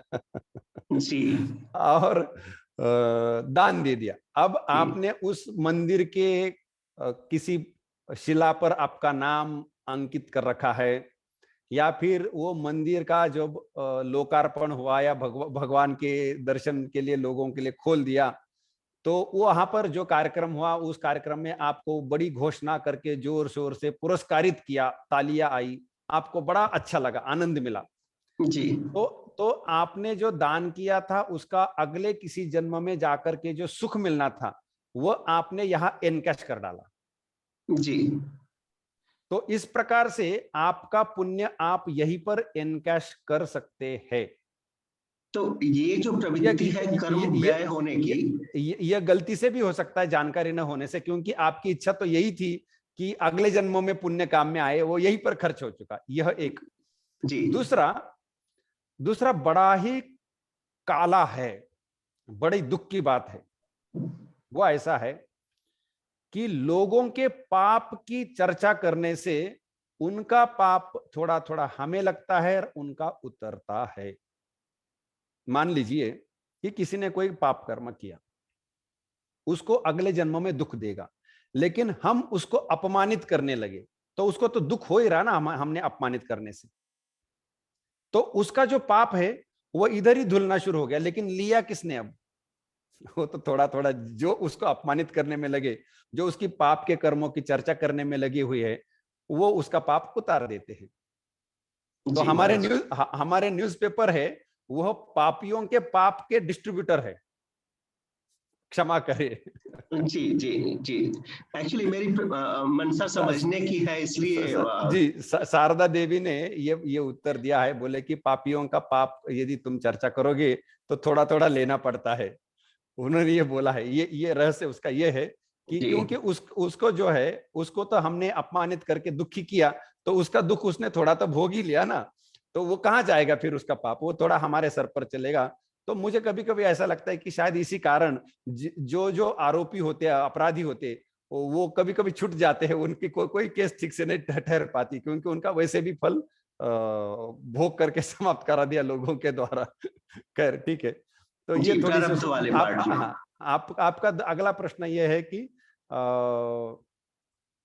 क्रियमान संचित में जाकर के मैच्योर जब होता है तो वह मट्टी डालना शुरू करता है, और मट्टी होती है उसमें, तब तक जीवन चलता है, मट्टी समाप्त हुई कि मृत्यु हो जाता है। नहीं महाराज जी, मेरा सवाल प्रारब्ध कर्म की प्रवृत्ति से था कि जहां पे मिट्टी उतरना शुरू हुई वहां प्रारब्ध कर्म का कॉन्सेप्ट है। ठीक, तो यही प्रारब्ध कर्म हमारे अगले जन्म को, हमारे अगले जन्म की दशा को प्रभावित करेगा कि हम नहीं करेगा। ये तो मैंने कई कई बार रिपीट किया कि अच्छा, प्रारब्ध कर्म ऐसे 10 रुपए है जिसकी खर्च करने की बोली हो चुकी है, वह अब उससे नई चीज नहीं खरीद सकते। आप दुकान में गए, बोले कि मैं 10 रुपए देता हूं, मुझे ये चीज दे दीजिए, तो वो अच्छा। चीज हमने लेने के लिए हमने तो 10 रुपए एंगेज कर रखे हैं अभी, तो उन 10 रुपयों के द्वारा हम और नई चीज का व्यवहार नहीं कर सकते। तो वो 10 बिल्कुल, रुपए क्या मतलब संचित कर्म से निकल के आए? और कहां से आएंगे? मैं सब मतलब तो वही समझना चाह रहा हूं मैं। जैसे कुछ क्रियमाण कर्म ऐसे हों जो खर्च ना हो गए हों, जिनका व्यय ना हुआ हो, तो वो सीधे संचित में जाएंगे और संचित से निकल के प्रारब्ध जाएगा फिर।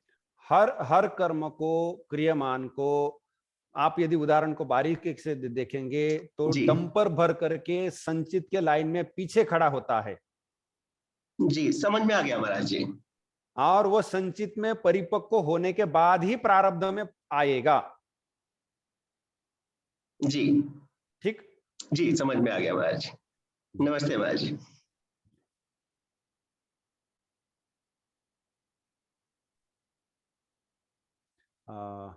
जी पद्माकर जी।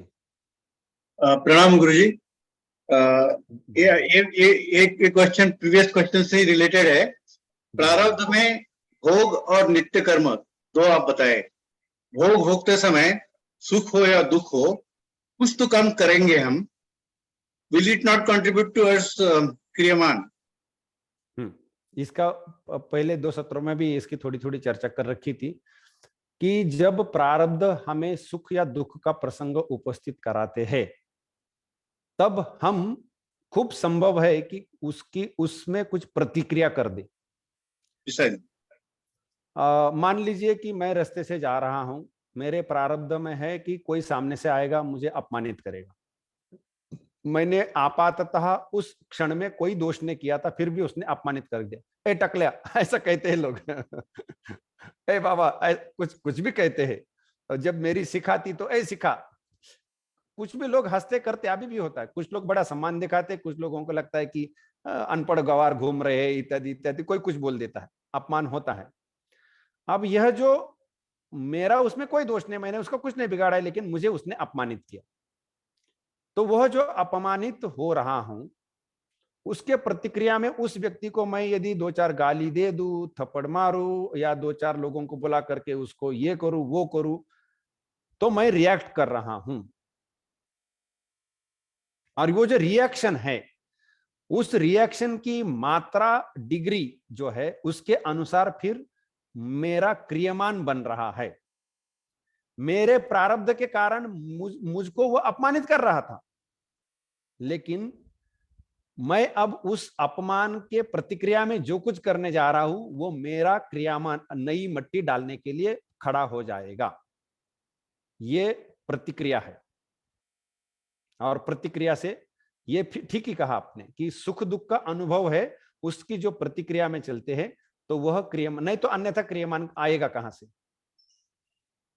वैसे ही नित्य कर्म में it is for diluting the दुख, और व्हाट यू से। हाँ जी जी जी, प्रारब्ध के अंदर कुछ बुरा यदि आने की संभावना है, उसको टोन डाउन करना या नलिफाई करना, ये नित्य कर्मों का काम है। सुख के लिए ऐसी कोई बात नहीं है। नित्य कर्म से कुछ फायदा होगा या उसका नहीं, डाइल्यूशन? वो अन्य अन्य फल भी बोले गए हैं कि कर्मणा पितृलोकः विद्या देवलोकः आदि आदि, उसके फल बोले गए हैं। तो वो अवांतर फल है ही, नो डाउट वो फल है, लेकिन इसका प्रधान फल जो है वो ये ही है कि प्रारब्ध को टोन डाउन करना। उसके अवांतर फल भी है, बोले गए शास्त्र में। धन्यवाद स्वामी जी।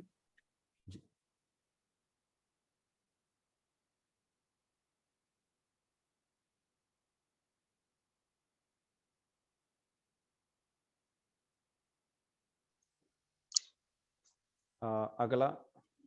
हाँ, नमस्कार स्वामीजी. नमस्ते, बोलिए. प्रारब्धाला फिल्टर करण्यासाठी असणारे नित्यकर्म कोणती आहेत? संध्यावंदन. अजून? हे वैदिक उत्तर आहे, त्यामुळे मी अजूनचं उत्तर देत नाही. ठीक आहे, असं अजूनचं म्हणजे जसं अजून आहेत जैसा म्हणजे. जैसा हाँ बहुत है, बहुत है, एक ही नहीं बहुत है. एक आपको ये सुनाता हूं कि ओम नमो नारायणायेति मंत्रोपासकः दिवसकृतं पापं नाशयति सायमधियानो दिवसकृतं पापं नाशयति, ये जो बोले हैं तो ये पाप नाशक बोले गए हैं. तो ये जो मंत्र जप होते हैं कई सारे, वह इस प्रकार की जो साधनाएं हैं वह हमारे प्रारब्ध को टोन डाउन करने के लिए काम में आ जाती है. तो मंत्र जप, किसी भी देवता का मंत्र जप, यह पापनाश के काम में आ जाता है. और एक काम पापनाश में काम, 3 उपाय सामान्यता है पापनाश के: प्राणायाम, मंत्र जप और ये नित्य कर्म जो है ये, यानी इसको निष्काम कर्म कहेंगे. नित्य कर्म या निष्काम कर्म. निष्काम कर्म, मंत्र जप और प्राणायाम. और मंत्र जप में कई प्रकार है, फिर अनेक देवता अनेक मंत्र है, तो वो उतने सारे आ जाएंगे. तो यह 3 प्रकार के प्रधान उपाय है पाप ये इसके लिए, प्रारब्ध को हाथ लगाने के लिए. इसके और भी अन्य परिणाम भी है, एक प्रक्रिया के और भी अवांतर परिणाम है, लेकिन यह भी इसके परिणाम होते हैं. धन्यवाद स्वामी.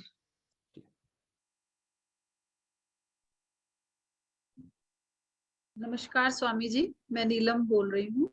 जी बोलिए. मेरे को ये पूछना था, जो आपने जैसे बताया था ना कि संचित वाले जो कर्म है वो साधना समाधि के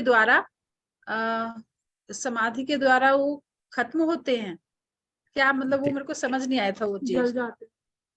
आपने 3 प्रकार का बोझ उतारना है: प्रारब्ध का बोझ, क्रियमान का बोझ और संचित का बोझ है ना. जी. तो प्रारब्ध का है कि वो उतरना शुरू ही हो गया, आप कुछ करिए न करिए वो तो उतर के निकल जाएगा.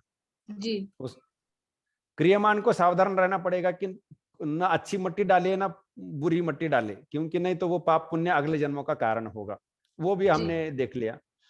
अब संचित जो है वह किस प्रकार से उतारा जाएगा, तो उसको जो समाधि जो बोली है, अर्थात संचित को ये योग शास्त्र के अंदर जब आएगा तो धर्ममय समाधि, उसमें उसका वर्णन होना है कि जैसे एक जो प्रायश्चित्त का मैंने बोला कि प्रायश्चित्त में क्या है कि इतना सा पाप कर्म हो चुका, तो उसको न्यूट्रलाइज करने के लिए थोड़ा सा प्रायश्चित्त कर लीजिए, है ना.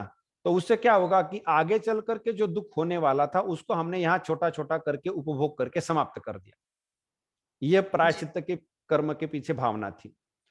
तो मतलब हमने जो कर्जा लिया है उसको किसी ना किसी प्रकार से उतार के जाना पड़ेगा, यह उसमें बात है. बिल्कुल उसी प्रकार से हमारे संचित के अंदर जो कर्जा लेकर के भर के रखा है हमने, कुछ ना कुछ है, बहुत है, वो पूरा के पूरा उतारना पड़ेगा. लेकिन वो उतारने के लिए कोई भी कर्म काम में नहीं आता है. ये हमारे जो साधारण रूप से कर्म है वो कोई भी कर्म काम में नहीं आता है.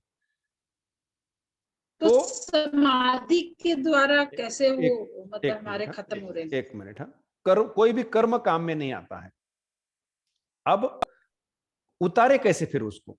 आप ऐसी साधारण रूप से कोई भी साधना करते चलिए, उसको कोई हाथ नहीं लगने वाला है. तो उसको हाथ लगाने के लिए वो उसका जो कर्जा सेटल करना है, उसके लिए क्या उपाय है?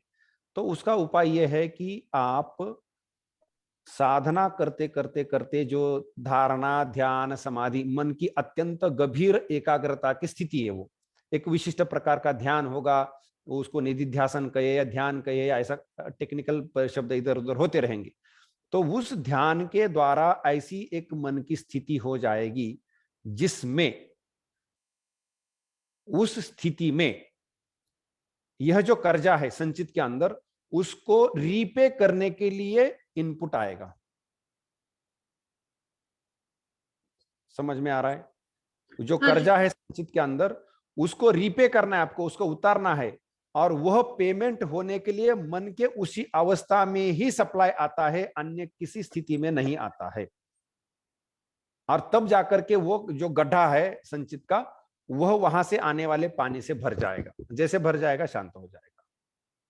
मीन्स इसका मतलब मन शांत हो गया कि हमें कुछ चाहिए नहीं, कुछ वो हमें मतलब वो तो साधना मार्ग में शुरू करने से इच्छाओं का त्याग करे, वो करे, तो वो तो प्रिपरेटरी स्टेज में ही है। समाधि के बाद तो वो तो रहेगा ही, वो बात और अलग है। लेकिन यहाँ पर हमने जो कर्जा करके रखा है उसको उतारने के लिए साधारण परिस्थिति में प्रायश्चित्त जैसी या नित्य कर्म जैसी कोई भी व्यवस्था नहीं है। केवल समाधि के अंदर ही, उसको धर्ममेघ समाधि बोला गया है, वहीं पर एक विशिष्ट प्रकार का इनपुट आएगा जो इसको नलिफाई करेगा। वो हमें कैसे पता लगेगा कि हम मतलब हम समाधि में आ गए? ये चीज हमें कैसे पता लगती है?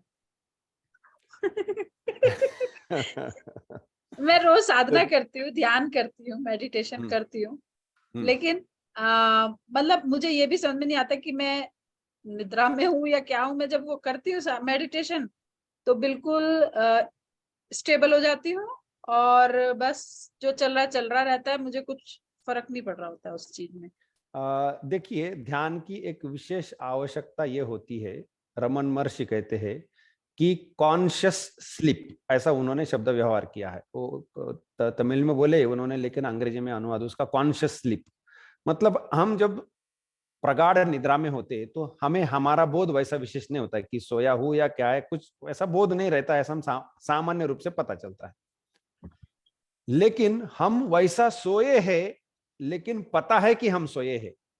ये जो कॉन्शियस स्लीप है उसको ध्यान बोला गया है।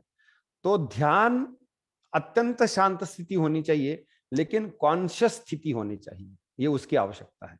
मीन्स जागृत विश्राम, जागृत प्रगाढ़ निद्रा, कॉन्शियस स्लीप। ओके। यह ध्यान की समाधि और समाधि में क्या अंतर रहा फिर ध्यान में और समाधि में भी बोध रहेगा, बोध लुप्त नहीं होगा, बोध तो रहेगा, नहीं तो जड़ हो जाएगा सब, बोध तो फिर रहेगा। ध्यान और उसमें क्या अंतर रहा समाधि में? ध्यान में ध्याता, ध्येय, ध्यान, ऐसी त्रिपुटी रहती है। ध्यान करने वाला, ध्यान का विषय, ध्येय तथा ध्यान, ऐसे तीन रहते हैं। तो उसमें जो ध्यान का विषय है और जो ध्यान करने वाला है, ये दोनों इस प्रकार से हो जाते हैं कि केवल ध्यान ही बच जाता है। ध्यान अर्थात बोध जो है वह बचा रहेगा, बाकी दोनों समाप्त हो जाएंगे। क्योंकि आत्मा का स्वरूप है सत्यम ज्ञानम अनंतम ब्रह्म। ब्रह्म या आत्मा ज्ञान स्वरूप है, आत्मा ज्ञाता नहीं है। ये बहुत डिटेल में जाना हो गया। तो आत्मा यह ज्ञाता नहीं, ज्ञान स्वरूप है, और इसलिए वो ज्ञान स्वरूप रहेगा, अचेतन नहीं रहेगा। जी जी, धन्यवाद स्वामी जी, बहुत अच्छा बताया आपने ध्यान और समाधि का अंतर। जी जी ठीक। और हाँ, प्रणाम महाराज। मेरा दो प्रश्न है जी। एक, हमें त्रियोजनी कब मिलता है? जब इस प्रारब्ध जन्म में पुण्य या प्राप्त दोनों कर्म करते हैं, ये दोनों अगले जन्म में सुख या दुख देता है, लेकिन ये पशु पक्षी कैसे मिलता है ये जन्म? जब पाप मतलब एक जन्म में ऐसा कुछ कर्म किया या एक संचित ऐसा बना, वो एक गाड़ी या डंपर ऐसा भरा कि जिसमें पाप अधिक मात्रा में है, मेजॉरिटी में पाप है, पुण्य बहुत कम है, तो उस पाप के प्रभाव से ये वाले कीट पतंग वनस्पति आदि तिर्यक योनि में जन्म मिलता है। अच्छा, दो प्रश्न है। और एक है, हम लोग एक ही जन्म में भोग कर्म एक ही दिन करता है। आपकी ये आपकी संचित आवाज कर्म हो जाता है ना। ये आपकी आवाज बहुत कट रही है, मुझे कुछ समझ में नहीं आया। हम बोलते हैं नहीं नहीं, समझ में कि नहीं आ रहा है। हमें नहीं एक ही नहीं जन्म में नहीं नहीं, समझ में नहीं आ रहा है। अभी अभी आ रहा है क्या? बोलिए। हमें एक नहीं पढ़ा है नहीं इस नहीं नहीं जन्म में, नहीं नहीं नहीं, आपकी तो बात समझ में नहीं आ रही। हमें मुझे लगता एक मुझे लगता है कोई मैच चल रही है और बहुत नेटवर्क में बहुत प्रेशर है, इसलिए शायद ऐसा हो रहा है। अच्छा, अभी बोलिए, ठीक है क्या? आप बोल के देखिए। हम लोग एक जन्म मिलता है प्रारब्ध कर्म से, एक जन्म मिलता है।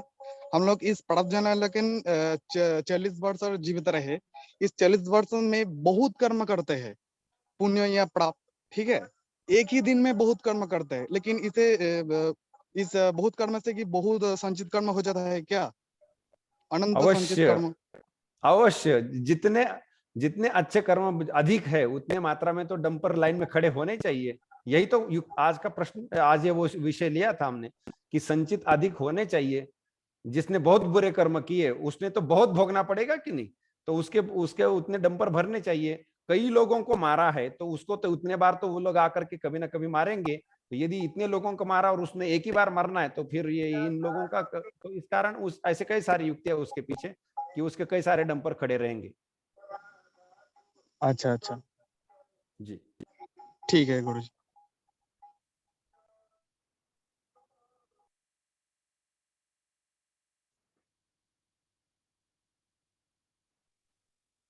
रुद्रांश जी। प्रणाम स्वामी जी। स्वामी जी, प्रश्न है कि ये था, आपने बताया कि संचित कर्म है वो ज्ञान द्वारा ही मतलब उसको स्पर्श कर सकते हैं, उसका नाश कर सकते हैं। एक लिंगाष्टकम में शंकराचार्य जी कहते हैं, संचित पाप विनाशन लिंगम तत्प्रणमामि सदाशिव लिंगम। इस प्रकार का उनका एक वाक्य, एक रचना उसकी पढ़ने में आती है। तो उसमें शंकराचार्य का आशा क्या है? आशय यह है कि एक तो ऐसा भाग है कि जब भक्ति मार्ग पकड़ा जाता है ना, तो भगवान कृष्ण जैसे कि गीता में कहती कि सर्वधर्मान परित्यज्य माम एकम शरणम व्रज अहं त्वा सर्व पापेभ्य मोक्षयिष्यामि मा शुचः। तो भगवान अपनी इच्छा से वो कर्म का जो बोझ है पूरा उतार सकते हैं। तो वो जो शिव जी है, शिवलिंग के द्वारा शिव जी है, उनके बारे में बोला जा रहा है कि वह ऐसा कर सकते हैं, वो यदि चाहे तो ऐसा कर सकते हैं। ये एक अंश है। दूसरा कि एक ब्रह्म ज्ञान की स्थिति में, जीव ब्रह्म ऐक्य बोध की स्थिति में, वह जो बोध है वह क्षीयन्ते चास्य कर्माणि तस्मिन् दृष्टे परावरे। तो यहाँ आप वो शिवलिंग आदि लेकर के वस्तुतः ब्रह्म लीजिए, और वो जो ब्रह्म है इस प्रकार से आपके क्षीयन्ते चास्य कर्माणि ब्रह्म ज्ञान से, या तो वेदाहमेतम पुरुषम महानतम, उसी का यह अनुवाद लीजिए। तो एक ही दिशा में जा रहा है वो। ब्रह्म स्वरूप ज्ञान से ही कर्मों का नाश होगा, अन्यथा होगा नहीं। और बाकी या तो भगवान अपने कृपा के द्वारा कर्मों का बोझ उतार सकते हैं, लेकिन स्वरूप का ज्ञान तो कराना ही पड़ेगा। बेटे ने बहुत सारा कर्म करके रखा है, कोई राजकुमार है और वो भिखारी था, गुम गया था बचपन में, वो मिला, उसको बहुत कर्जा है उसके सर पर। राजा के सामने आया, राजा ने उसको पहचाना भाई कि ये मेरा ही पुत्र है, कभी खो गया था। और राजा ने बोला कि ठीक है तुम्हारा कर्जा उतार देते हैं। कर्जा भी उतर गया, लेकिन राजा ने यदि उसको नहीं बताया कि तू राजकुमार है तो उसको बताना पड़ेगा तुम राजकुमार हो। तो यहाँ पर भगवान कृपा करके हमारा कर्म फल उतार भी दे तो भी ये तो बताना पड़ेगा कि जीव ब्रह्मैव नापरः तत्त्वमसि, तभी जाकर के उसको ज्ञान होगा। तो वो ज्ञान देना पड़ता है और उसी ज्ञान से वो ठीक बंधन से पार चला जाएगा। तो इसीलिए ये ब्रह्म ज्ञान की आवश्यकता बनती है। और ये पहले वाली जो प्रिपरेटरी स्टेजेस है, बोझा उतारना, ये सब ये हो सकते हैं, लेकिन अंतिम तो ज्ञान से ही पार हो जाएगा। और एक स्वामी जी प्रश्न ये था कि अभी हम इधर भी गए थे केरल वगैरह में, तो हमें बताया था कि जो ये संसार स्वप्न तुल्य है, तो संसार ये स्वप्न तुल्य है। अब हमें ब्रह्म ज्ञान हो गया, मान लो कि मुझे ब्रह्म ज्ञान हो गया, तो ये एकदम जो प्रारब्ध अभी मेरा जो शरीर है, क्या ऐसा नहीं हो सकता कि ये पूरा शरीर और ये सह शरीर, मतलब जो ईश्वर किसी समय अवतार लेते और गायब हो जाते हैं इस लोक से, कहीं कहीं ऐसे अवतार जो राम भगवान, इनका तो उनने पूरा जीवन चक्र करा, मगर कभी कभी भगवान किसी घटना स्थल पे अवतार लेते हैं और फिर वो कार्य पूर्ण होने पे वो अंतर ध्यान हो जाते हैं। तो इस प्रकार की कुछ प्रक्रिया होती है क्या? ब्रह्म ज्ञान हमें मिला और हम गायब हो गए, या इस संसार में नहीं रहे, जो उठे और सपना गायब? जब तक प्रारब्ध है तब तक शरीर चलता रहता है। उसमें क्या है कि जैसे मुझे अभी लगता है कि मैं यह शरीर हूं, तो प्रारब्ध का फल शरीर पर चलते हुए भी मुझे लगता है कि मैं भोग रहा हूं। जैसे एक व्यक्ति गाड़ी में बैठा हुआ है और उसको उस गाड़ी को पत्थर मारे जा रहे हैं, उस व्यक्ति को लगेगा कि ये लोग एक्चुअली मुझे पत्थर मार रहे हैं। गाड़ी लग तो गाड़ी को रहे हैं, लेकिन उसको लगेगा कि मुझे पत्थर मार रहे। वो गाड़ी से उतर गया, तभी पत्थर मारे जा रहे, तो उसको लगेगा अरे ये तो पत्थर गाड़ी को मारे जा रहे, मुझे तो पत्थर नहीं मारे जा रहे। उसी प्रकार से प्रारब्ध का जो कर्मफल है वो शरीर पर लगता रहता है।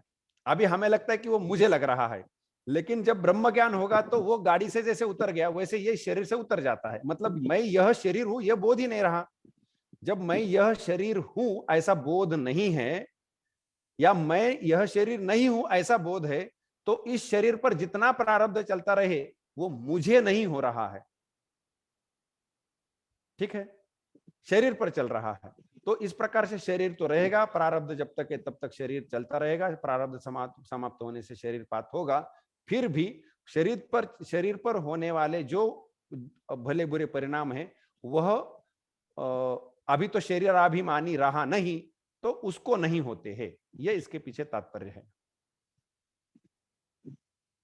मतलब ब्रह्म ज्ञान होने के बाद भी जो प्रारब्ध है, जो कर्म है, उस पे उसका कोई मतलब स्पर्श नहीं कर सकता है ब्रह्म ज्ञान प्रारब्ध में? नलिफाई नहीं होता है, लेकिन जिसको लगता था कि मुझे है उसको उठा लेता है बाहर। रमन महर्षि ने एक अच्छा उदाहरण दिया है कि एक व्यक्ति है, उसकी 3 पत्नियां हैं, तो वह मर गया तो कितनी पत्नियां विधवा होगी? तो तीनों विधवा होगी। ठीक है, वैसे यहां पर क्रियमान, संचित और प्रारब्ध 3 कर्म है। जिसके है, जिसको लगता है कि ये मेरे है, उसको वो इसके बाहर निकल गया। मैं तो कर्म के चंगुल में हूं ही, नैनम चिंतन्ति शस्त्राणि नैनम दहति पावकारे, मैं तो मेरे दिव्य स्वरूप में हूं। तो फिर उसको ये कर्म नहीं है अभी, वो तो मर गया उस दृष्टि से। पहला जो जिस भाव से था, मैं ये शरीर हूं, मन हूं आदि, इस भाव से था, वो तो यहां से निकल चुका ना, वो अब इस भाव में है ही नहीं। तो मतलब वो मर चुका, इस भाव से मर चुका है। तो फिर वो तीनों पत्नियां उसकी विधवा हो गई। ऐसा सोच करके ब्रह्म ज्ञान प्रारब्ध को हाथ लगाता है इस दृष्टि से, न कि प्रारब्ध कर्मफल देने से ही रुक गया, ऐसा नहीं।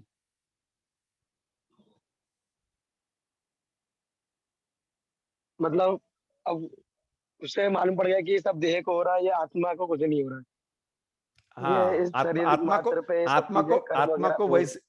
आत्मा को वैसे भी कुछ नहीं हो रहा था और अभी भी नहीं हो रहा है, लेकिन वो पता चलेगा।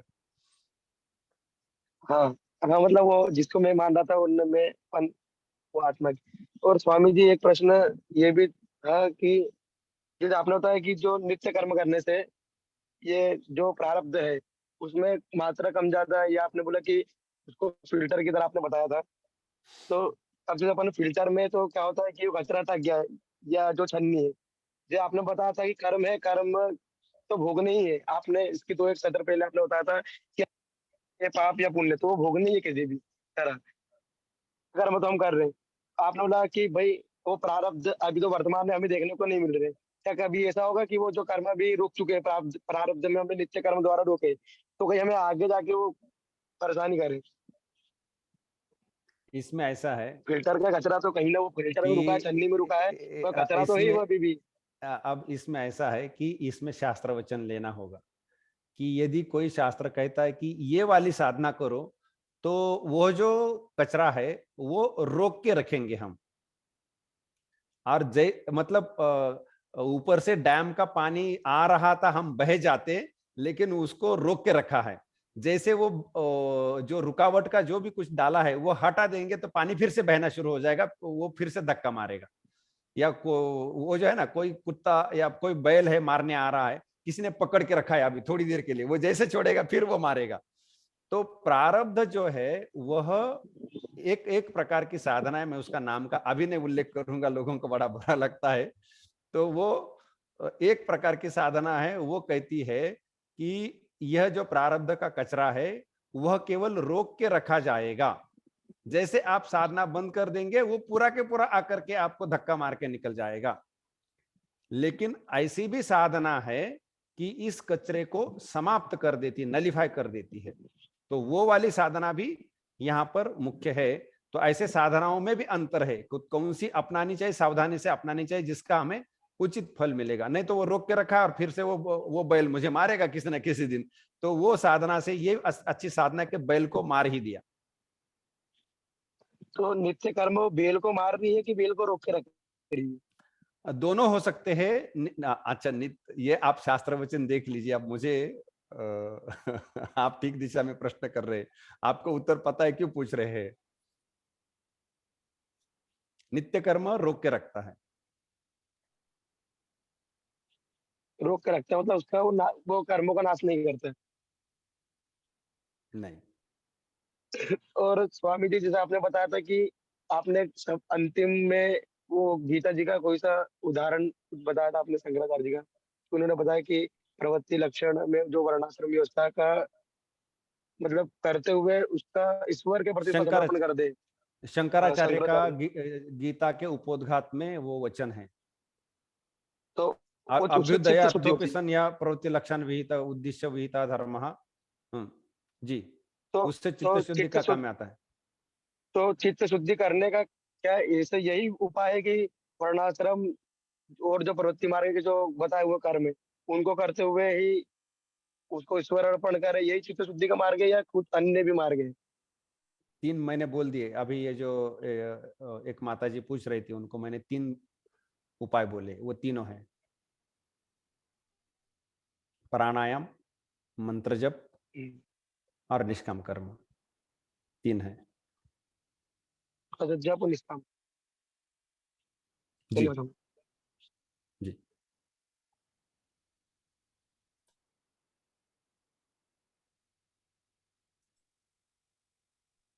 चिंतामन जी। स्वामी जी, ये तो समझ में आ गया कि हमें कुछ पाप भी नहीं करने हैं, पुण्य भी नहीं करने हैं। और एक शंका बस मन में रहती कि हमें अपने पूर्व जन्मों का कितना संचित है या कितने पाप पुण्य हमारे से हुए हैं, इसका तो पता नहीं लगता। पता नहीं 100, 1000 या लाखों करोड़ों जन्म हमारे हो चुके हैं। तो इस छोटे से एक जन्म में वो कैसे हो जाएगा नलिफाई, या फिर वो हम मुक्ति कैसे पालेंगे? ये अलग अलग सिद्धांतों के अनुसार अलग अलग उत्तर है। हाँ। हिंदू धर्म का एक सीधा मत नहीं है, बहुत मतों की समष्टि है। तो इसके अलग अलग मतों में अलग अलग उत्तर जाएंगे। योग शास्त्र का कहना है कि आपके संचित में जितने भोग है वह भोग के ही समाप्त होंगे। आपने जो जितने लोगों का कर्जा लेके रखा है वो सब आपको उतारना ही पड़ेगा, उससे आप नहीं बच सकते। तो मान लीजिए कि 100 व्यक्तियों से कर्जा लेके रखा है और एक व्यक्ति का कर्जा उतारने के लिए 1 जन्म लगेगा, तो 100 जन्म लेने पड़ेंगे। तो ऐसा करो कि 100 डुप्लीकेट शरीर, क्लोन निर्माण कर दो एक साथ, और ये 100 जनों को उस 100 जनों के वहां पर कर्जा उतारने के लिए काम में लगा दो, तो एक ही समय 100 जन का कर्जा उतारा जाएगा। अर्थात जितना संचित है, जितने जन्मों तक चलने वाला या जितने जन्म कराने वाला संचित है, उतने शरीर अभी धारण कर लो काय व्यूह के द्वारा, और हर एक को उस शरीर पर लगा दो। जैसे एक टंकी में 100 लीटर पानी है, यदि आप छोटा सा नल लगाते हैं और उससे उसको खाली करने की सोचते हैं तो 10 दिन लग सकते हैं मान लीजिए। तो फिर आप ऐसा करिए कि उस टंकी को 10-15 नल लगा दीजिए, एक साथ खोल लीजिए तो कम समय में निकल जाएगा। इस प्रकार से संचित का जितना भी स्टोरेज है वह अलग अलग शरीरों के द्वारा भोग करके समाप्त कर दो, यह योग शास्त्र का कहना है। एक मतलब अलग अलग शास्त्र है, अलग अलग मत है, तो ये योग शास्त्र है। भक्ति शास्त्र का कहना है कि आप वो इसकी उलझन में जाते ही क्यों है, ये तो भगवान देख लेंगे, आपको क्या फर्क पड़ता है। भगवान ने बोल भी रखा है कि तेषाम अहम समुद्धरता मृत्यु संसार सागरात भवामि नचरात पार्थ मैया वेशित चेतसाम, गीता के 12वें अध्याय में, कि मेरे भक्तों का मैं इस प्रकार से उद्धार कर लेता हूं, आप चिंता मत करें। तो इसलिए उनको इसकी इतनी सोचने की आवश्यकता नहीं होती, अनन्य शरण होकर के भक्ति करनी है। जो भक्ति के लक्षण 12वें अध्याय में बोले कि यो मद भक्तः समय प्रिय, ऐसा भक्त मुझे प्रिय है। तो भगवान को जैसा भक्त प्रिय है वैसा भक्त बनने का प्रयास करने से ऐसे भक्तों का जो हिसाब किताब है भगवान ठिकाने लगा देते हैं। तो इसलिए ये इसके बारे में हमें विशेष सोचने की आवश्यकता नहीं होती। जैसे अर्जुन को भगवान कहते हैं कि सर्वधर्मान परित्यज्य माम एकम शरणम व्रज अहं त्वा सर्व पापेभ्यो मोक्षयिष्यामि मा शुचः। तो मैं तो इन पापों से मुक्ति दिला दूंगा, काय व्यूह करना है कि नहीं करना है कि वो मैं समझ लूंगा, तुम क्यों चिंता कर रहे हो। तो ये जो भगवान का उत्तर है वो यहाँ पर बहुत महत्वपूर्ण हो जाता है। तो भक्ति मार्ग इस प्रकार से देखेगा। ज्ञान योग कहेगा कि आप साधना करके निर्विकल्प समाधि में जब होंगे तो वहां पर वो समाधि में धर्म मेघ समाधि नाम का एक प्रकार आएगा, जो अभी मैं वो रुद्रांश या किसी को बता रहा था। तो धर्ममेघ समाधि है, मुझे लगता है एक माता जी पूछ रही थी। तो धर्ममेघ समाधि के अंदर से ऐसा एक विशिष्ट प्रकार का धर्म, जैसे हम यहाँ पर पुण्य को धर्म कह रहे हैं ना, पुण्य को ही धर्म कहा है हमने, तो वह जैसे पुण्य रूप जो धर्म है वही उसी को काउंटर बैलेंस है, पुण्य पाप दोनों को काउंटर बैलेंस करने के लिए एक विशिष्ट धर्म आकर के इसको शून्य कर देगा, ऐसा है। तो वह समाधि के अंदर से ही आएगा। इस प्रकार से वह संचित है, उसको शांत करके निकल जाएगा। तो ज्ञान योग का यह समाधान है, और वो ब्रह्म ज्ञान से ही होगा, निर्विकल्प समाधि में होगा। तो यह ज्ञान योग का सॉल्यूशन है। तो अलग अलग योगों के अलग अलग मतों के अलग अलग समाधान है, तो वो वैसा देख के चलना पड़ता है कि आप किस मत का उत्तर चाहते हैं। तो एक मत का इसमें उत्तर नहीं, अलग अलग मतों के अलग उत्तर है। बिल्कुल समझ में आ गया, धन्यवाद जी। तो आज के प्रश्न यही समाप्त है। स्वामी जी एक जो हमें अभी हम निर्वृत्ति के इसमें मार्ग पे आए हैं, तो ये हमारे प्रारब्ध के मतलब प्रारब्ध के कारण आए हैं इस वक्त।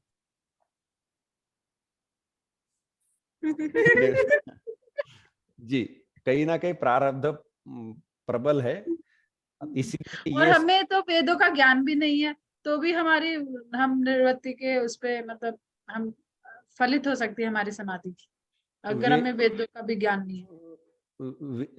वेदों का ज्ञान न भी हो तो भी निवृत्ति मार्ग पर आप वेदों के अनुकूल जो साहित्य बना है उसके आधार पर आगे तो बढ़ ही सकते हैं, क्योंकि वेद के मत को ही भाषांतरित या रूपांतरित करके बोल रहे हैं। तो वो वेद का ही मत है, सीधे वेद भले ही आप न पढ़े, लेकिन वेद को जो कहना है वही तो आ रहा है वहां पर। तो इसीलिए जैसे भगवत गीता है, भगवत गीता क्या है कि वेदार्थ सार संग्रह की अथवा उपनिषद का जो अर्थ है उसके सार संग्रह, वेदार्थ सार संग्रह भूत है गीता, ऐसा कहा जाता है। तो गीता में कई सारे श्लोक ऐसे कि उपनिषद से सीधे कॉपी पेस्ट हुए हैं और 2-3 शब्द बदले गए हैं, ऐसे कई सारे श्लोक मिल जाते हैं गीता में। तो मतलब गीता जो है वेदों में जो अध्यात्म शास्त्र आया है उसी का एक अच्छा सा संकलन बढ़िया से सामने प्रेजेंट करता है, और भी कोई विशेषता है तो वह वेद मत का अनुकूल है, वेद मत का सम्मत है, वेद मत को मान के चलता है। तो आप यदि वेद न भी पढ़े, गीता भी पढ़े, तो आप निवृत्ति मार्ग पर आगे बढ़ ही सकते हैं। यदि ये ग्रंथों के द्वारा निवृत्ति मार्ग पर कोई भी मदद नहीं होती तो इनको क्यों रखा है, फिर हटा दो। जी ऐसा। जी, धन्यवाद। जी ठीक है, आज यही विराम करते हैं। सबको शुभ रात्रि। शुभ रात्रि, प्रणाम सर।